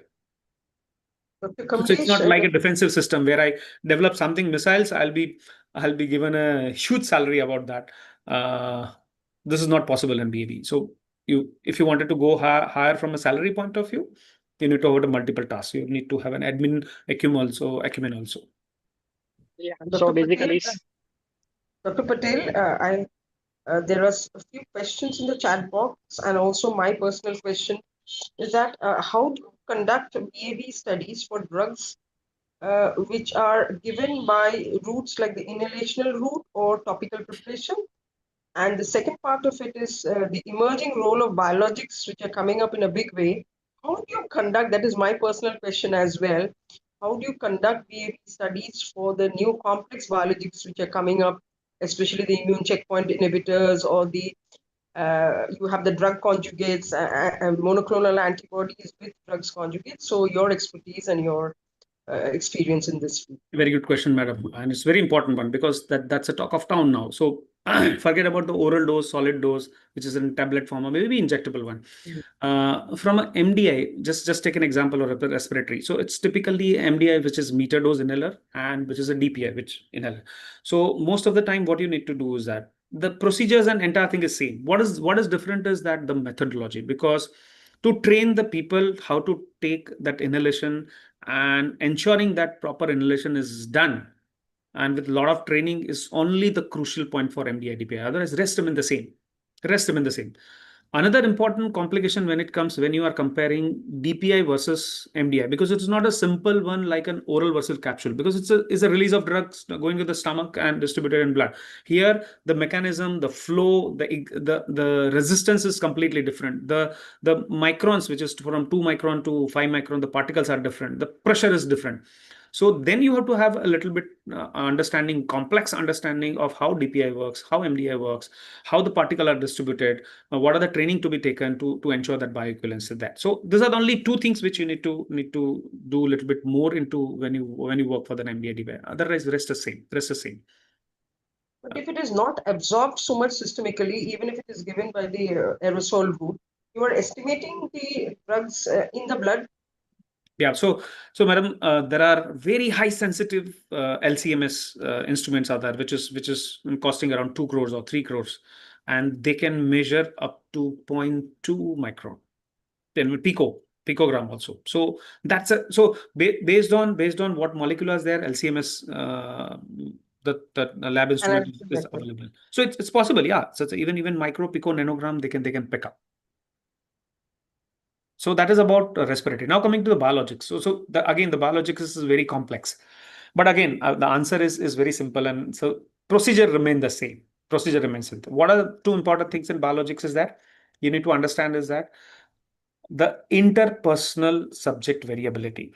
Because when you are making a biologic, it has a multiple pharmacokinetic maybe factors which are influencing them, not only from the CYP 450 to live to metabolism to conjugations to many things and target of it. So it's very difficult many times to ensure that how exactly we can come up. So designing a protocol precisely from a biologic point of view, it's the first and foremost important one. So if we have a complete the variations figures, complete intra-subject variability, and that all calculation put together, which is giving a confidential CI interval, as well as the other parameter which you need to track. That's a first and foremost one, and that's the reason most of the biologics, they will have a pilot study. Other will not require, but the most of they require a pilot study. Why? Because the moment you do the pilot study, you will be able to understand how molecule behaves. Because innovator is different, because excipients are different, the other ingredients are different, how it is prepared, the process is different. So you do pilot study, you see that how your molecule is behaving, and then based on that you need to design the studies. So that's the first and foremost important from a biologics point of view. And the second important point was that the safety point of view. So when you are giving you the dose, because you know your formulation, how it is going to behave from an immunogenicity point of view. So you rightly suggest that how immunogenicity is measured. So it has to be taken care. So these are the two critical areas which you need to understand from when you are doing a BE study for a biologic one. Hope I address what you are asking. Yes, I did. Thank you very much for elaborating. And there is another question we just said is that for drugs with narrow therapeutic index, what are the special areas which you need to focus from the routine BAB studies? Are there any specific measures which you need to consider when you're doing BAB studies for narrow therapeutic index drugs? Ma'am, your voice is breaking. Are you talking about nanoparticle? No. There's a question. There are questions which is asked that what precautions do you need to take for narrow therapeutic index drugs which are undergoing BAB study? Okay, so of course, when it is a narrow therapeutic index, only one thing you need to remember, that you need to pick up that period. The sampling is very important one. So if a narrow therapeutic index is there, so that whatever the line in between line, you need to pick up those samples. So you need to design the sample timing in such a way that you pick up those area. Otherwise, if you miss that, it's a 30 seconds or maybe sometimes 5 seconds, 6 seconds. So if you miss that, then you will not able to see those graph which you want. So that's a second part. And sorry, first part. And second part is that when you are dealing with the narrow therapeutic one, you need to ensure that the right dose of your formulation is taken. Otherwise, if it is a higher one or below one, then you go beyond this adverse event, or maybe you will not get an effect and your drug would not be approved. So taking those doses, equivalency, and giving it a formulation point of view, designing what is most important. Apart from that, I talk about that the number of samples which are required to pick up those therapeutic range. Okay. So one more question is, what are the skill set you would advise on MD pharmacologists to acquire to prepare themselves for a career in BAB? Okay, so the first thing is that you should have a mindset of sitting in one chamber for almost all the day. You will not go out. You'll be only with the patient or a human one, not a patient, sometimes patient, human one, and you'll be continuously dealing with the randomizations, protocol, sampling, and analysis. That's all. So first you get a mindset that yes, this is what I like, this is what I can do. That's the first thing. Once you decide that, okay, I'm good at that, or maybe by default you start with a bioequivalence because you are not getting in medical affairs or regulatory, you go into that. Ensure that you, as much as you can learn. So I told about that. It's not only just a BE study. It's not a BA study. Understand about the toxicology. Understand about the regulatory. Why, and attend that SEC committee, which is an expert committee meeting, which usually company present in front of CDSU and get an approval. What are the questions asked? Many times CRO is asked to present the protocol. You be there. You get an experience. You do sampling. You do everything. You get in a simultaneously course of ICU or maybe that. So then you have a little bit more, you are becoming head of department. The moment you become a head of department or having a multiple exposure, you will able to go to the pharma industry, you will able to talk. Then your expertise will be coming out from a different area. You do business development, you interact with the people, you interact with the PI, you interact with the pharmaceutical industry, and then you become a little bit popular, and then you can leverage. So it's all depend upon what is your choice. Otherwise, you just remain a protocol expert, and everybody's coming to you and say that, okay, he's an expert one, be it a biological world with a neurotherapeutic index, anything, everything, go to this person, he will manage. So that is also a one where you can get an expertise. So this is how the career goes. But yes, I still believe from my personal experience, don't go by other one, because even if I suggest that those who have experience in BA/BE, they should go to the clinical research, they should go to the regulatory, they should go to the medical affairs. Then and then you will have able to become a medical directors if that is the aim. But if that is not the aim and you wanted to become as a small fish in big pond or big fish in a small pond, so that you need to decide what you need to do. It's Okay, very those right. kind. Very right. Yeah. Yeah. There's Thank you. yes. Yeah. Go So ahead, one go more. One more question is, CRO is a good place to work in comparison to pharma industry? So it's basically comparison between CRO or pharma company. What is the best place to work? Okay, Dr. Tarang, you know that grass is always greener than the other side, correct? So those who are Yes. working in a CRO or BV, they will say, "अरे यार, sponsor हमको ये बोल रहा है, अब कर लो, ये कर लो." We are always on toe, and whatever they ask, we need to do it, correct?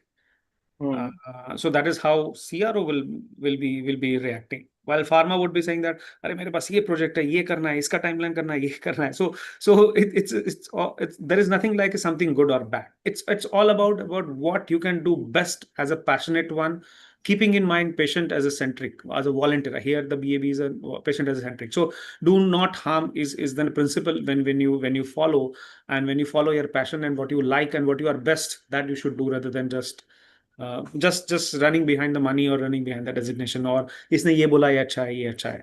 So over a period of time, when you interact with the people, senior people, you will understand that, or maybe people can, if I interact with a few people or for a few minutes or maybe half an hour, I'll able to understand that, okay, what the mindset of the person is, that what he or she is expert into that and what he can do the best. So try that, and over a period of time, it's a risk-taking business. So do more, you will able to understand that what you can do best. Or I have seen many people just started in a VAV, ended in a very humble position, very good position, very good salary, and then they retired.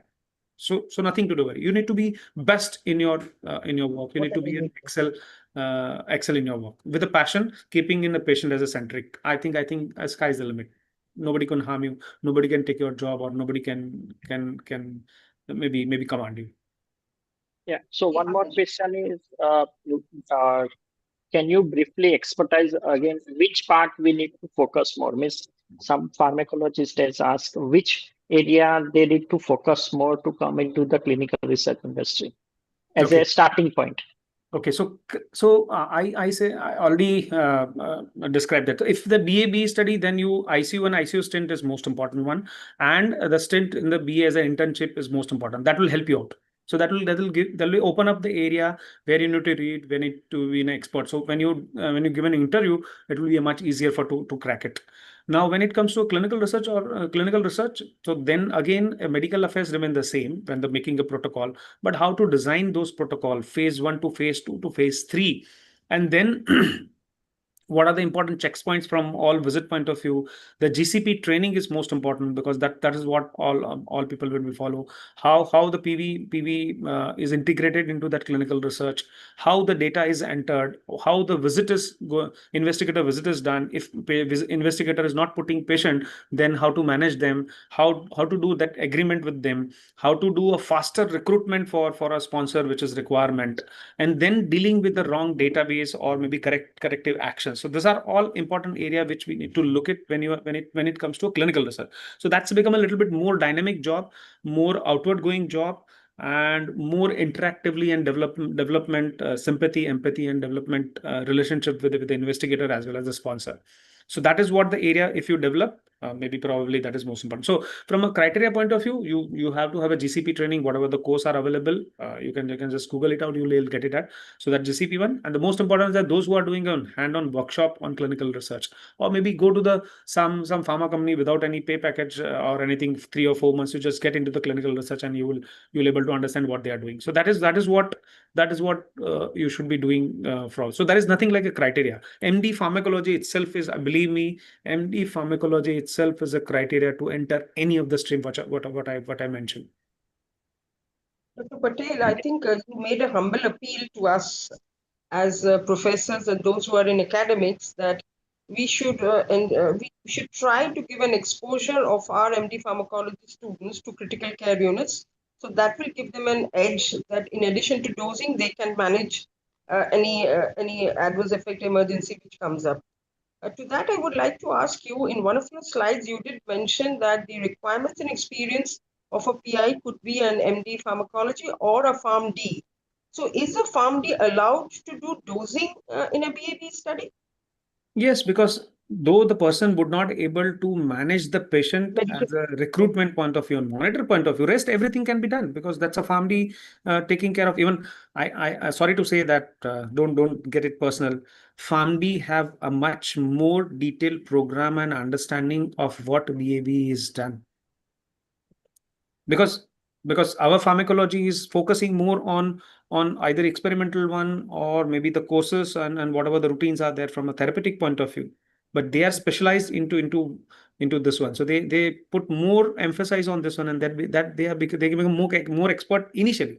Obviously when MD pharmac enter into that, they can score over to the family any time and everywhere, but yes, family scores over in this area, except the monitoring of the patients, managing side effect, and screening. Those one is maybe cannot. Thank you for clarifying. Thank you for clarifying. So, one more question is, what is the need for phase 3 trial after bioequivalence study? Sorry, what is the need for patient? Sorry. Phase 3 trial. Phase 3. Okay. So our CDSO, which I talked about, DCGI, they usually ask that you do BAB, show that bioequivalence. Once it is bioequivalent, then you do phase 3. And that is what the BCA classification is there. So 2, 1, 2, 3, 4 classifications are there. Out of this 2 and 3, where the dissolution profiles and everything is similar one, they only ask for B. But if they are in a dilemma that this is not classified under that BCA classification, then you need to do BE as well as phase 3, because many times you will see that level is similar one, but the efficacy is not there. Yeah, so you need to establish, and that's a requirement from a regulatory requirement point of view. So after showing the bioequivalence, you need to go to the phase 3. In some cases, sometimes you get a waiver, B waiver, and only you do phase 3 because it is not possible. Say, for example, comparator is not available. Something a combination, triple combination comparator is not available. With whom you will compare? Then you don't do B. You do all toxicology, PK, and in vitro studies, and then directly go to the phase 3. Sometimes what is happening is that you have molecule which is not approved anywhere like US FDA or maybe EMEA, but approved in Japan or maybe China. So you do BA, but at the same time you do phase 3. Sometimes the molecule is approved in EMEA, approved in US FDA, where India as an innovator, part of global trial. India got already patient in phase 3. So there you don't require a phase 3 one, and you get a waiver of phase 3, and on B only you will get an approval. So it's all depend upon the regulatory strategy, what the data is available at point of time, what are the regulatory approval globally as well in India, and what kind of Indian patients the study is available, or maybe the justification, medical justification rationale, how you can put it across to the SEC committee and DCGI and convince them whether you require a B waiver or CT waiver or both. What are the specific challenges of doing a BAB study for a fixed dose combination? As such, there is no challenge unless there is some variation from a binding perspective. Binding perspective, Yeah, exactly. so that's the one, and another is that release pattern point of view. So some drug is released immediately, so IR preparation or extended preparation. So when your extended preparation and IR preparation combination is there, then probably that could be an area of concern. Okay. One more question is,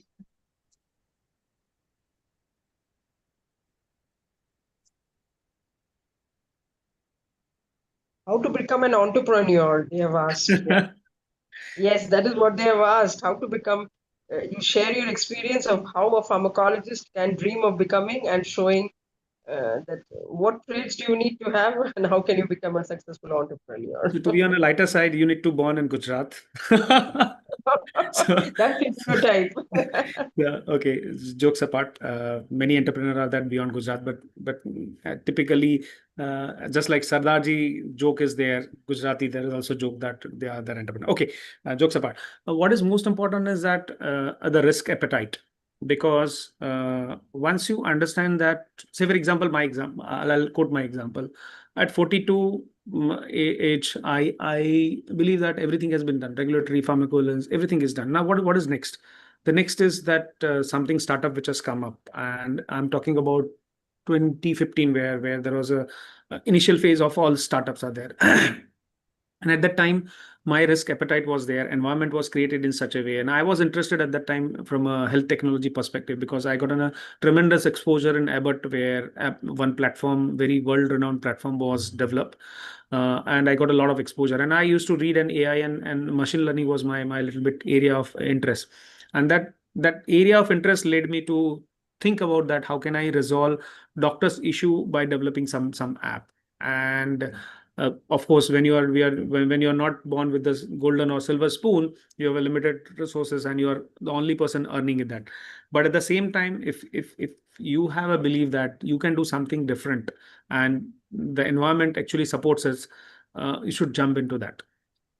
What I said that I can say that I was not so successful. I was successful, but not so successful the way I thought of. And again, I entered back into after 4 years back into pharma industry. The only reason is that the resources which are available and the cooperation from other people which initially started, which is over a period of time dissociated or maybe disintegrate over a period of time. So if I believe that those who are well fed, well born with the golden spoon, and they should definitely do a risk, correct?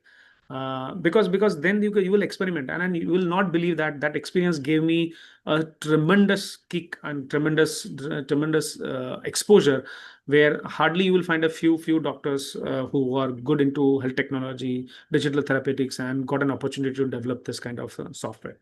So that is where you can become. So you can differentiate yourself from others.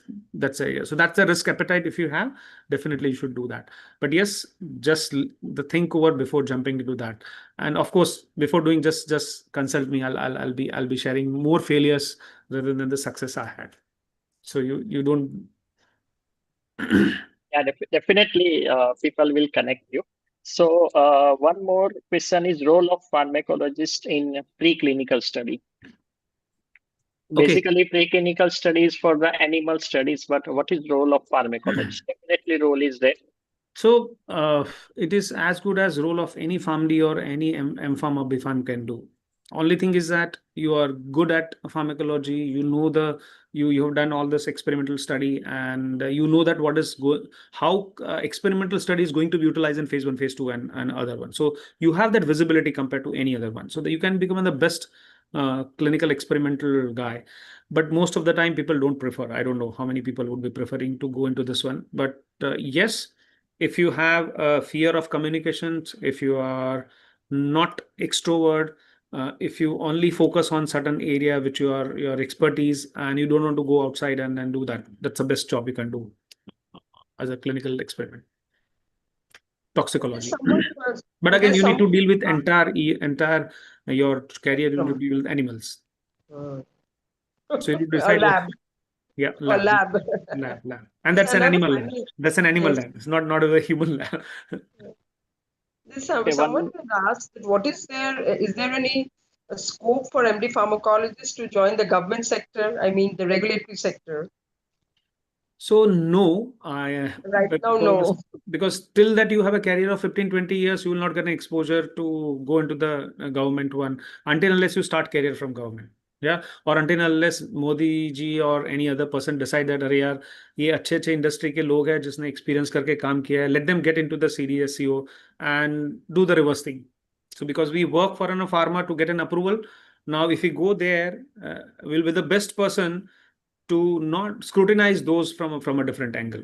So, but that requires the qualification, that requires experience in government one and whatnot. So I don't know whether they will able to, until unless we retire and then we go as a consultant to the government one.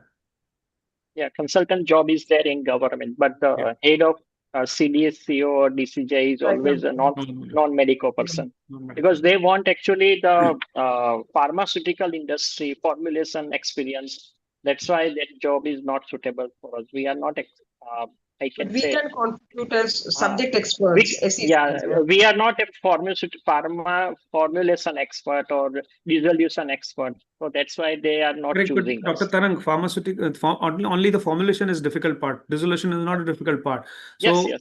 If you do 6 month one, you will be the best person to deal with all this, because you know in and out of that what they are doing, where they are doing a mistake, how they are playing, and you will be more criticized and making that ensure that you are doing the right pathway. So loopholes, and once you know loopholes, you can be a best master to drive the entire government situation or staff. I think we have taken almost all of the questions, Dr. Shah. I went through all of them. Yeah. I think there's one question. If you last question is means as the government job is not there. He cleared that. He said that. We have. Hello, I'm audible. Am I audible? Yeah, you are audible. Yeah. So last question is this.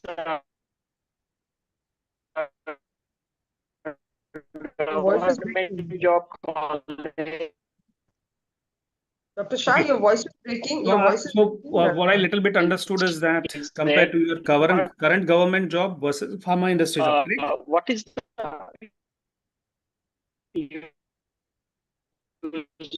starting salary?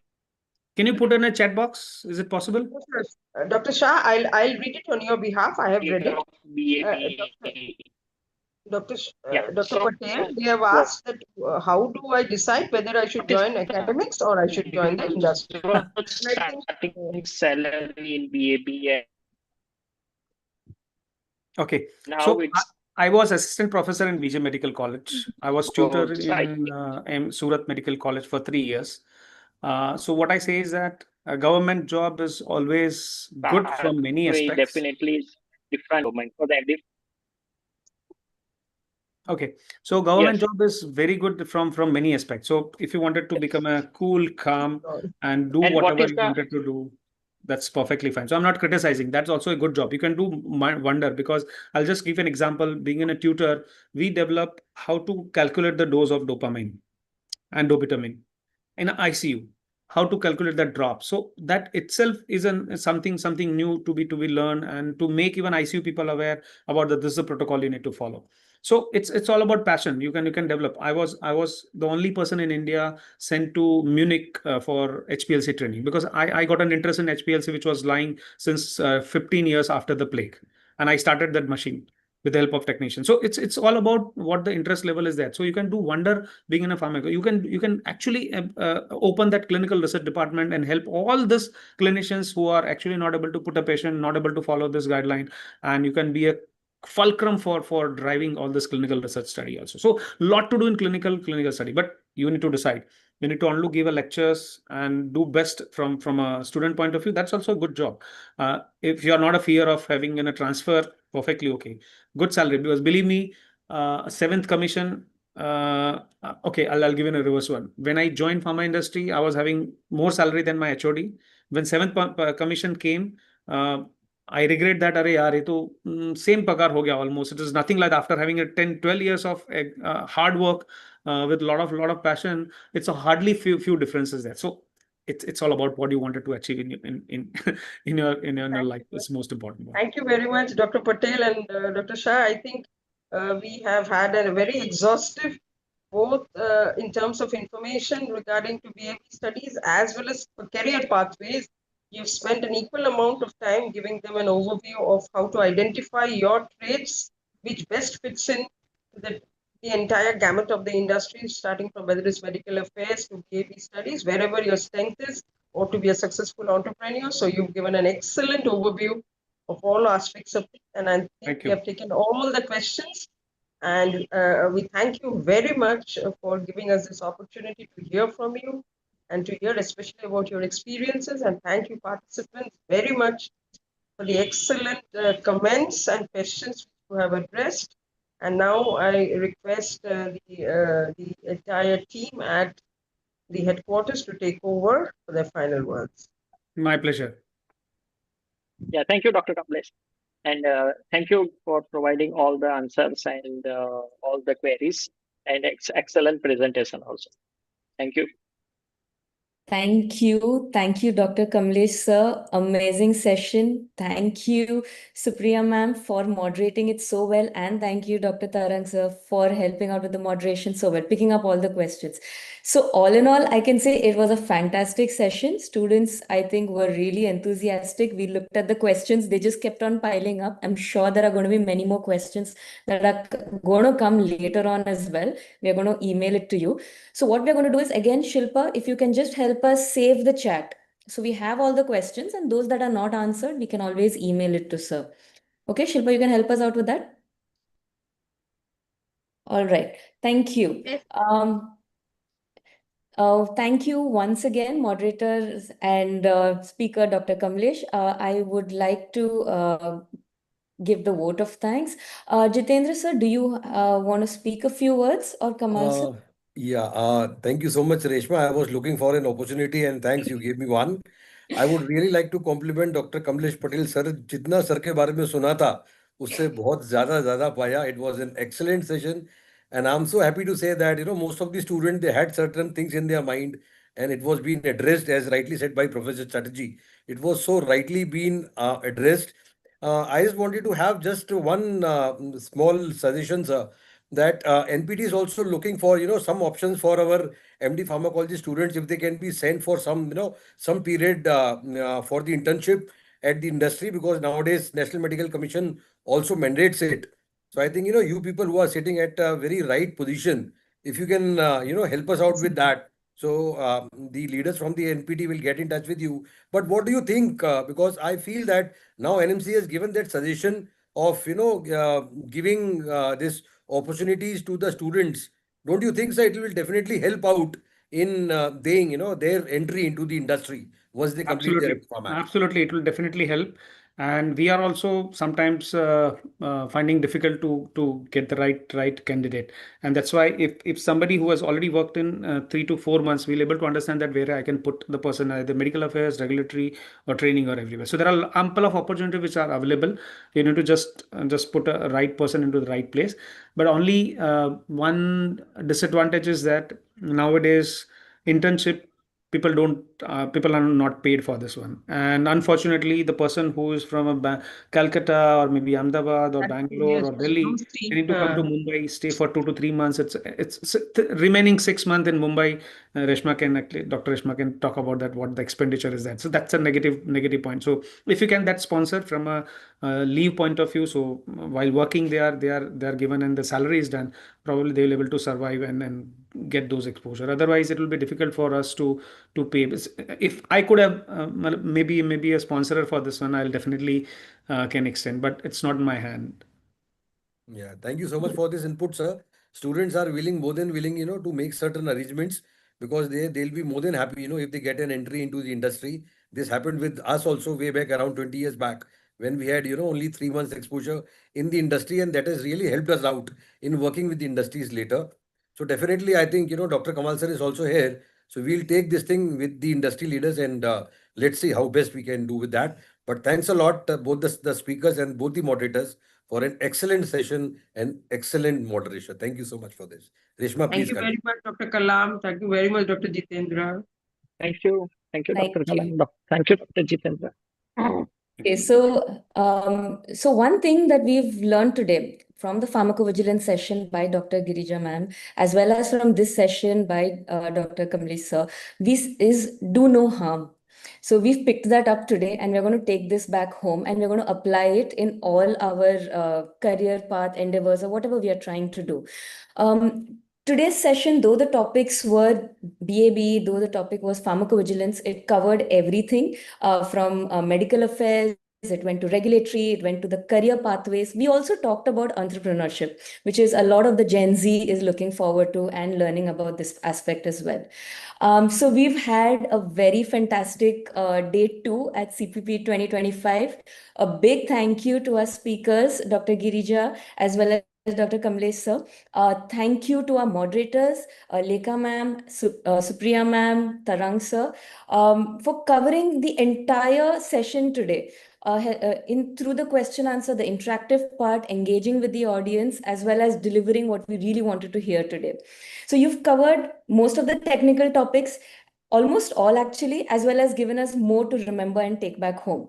I would like to thank the organizing chairman, Professor Major Jitendra sir, as well as Kamal sir, who are the backbone of this program, as well as I would like to thank NPT for giving us this opportunity and for having a successful day 2 at CPP. Thank you one and all. Big thank you to And Reshma, a you also special for thank you to the coordinating audience. Thank everything you for being. and making it successful. Very true, very true, very true. Thank very you, true. thank you. So now we will look forward to the entire audience in the next session, which will be next Saturday. Thank you. This is Dr. Reshma signing off. Bye. Thank you, Bye-bye. Reshma. Thank you, everyone. Thank you so Thank much. you. Jai Hind.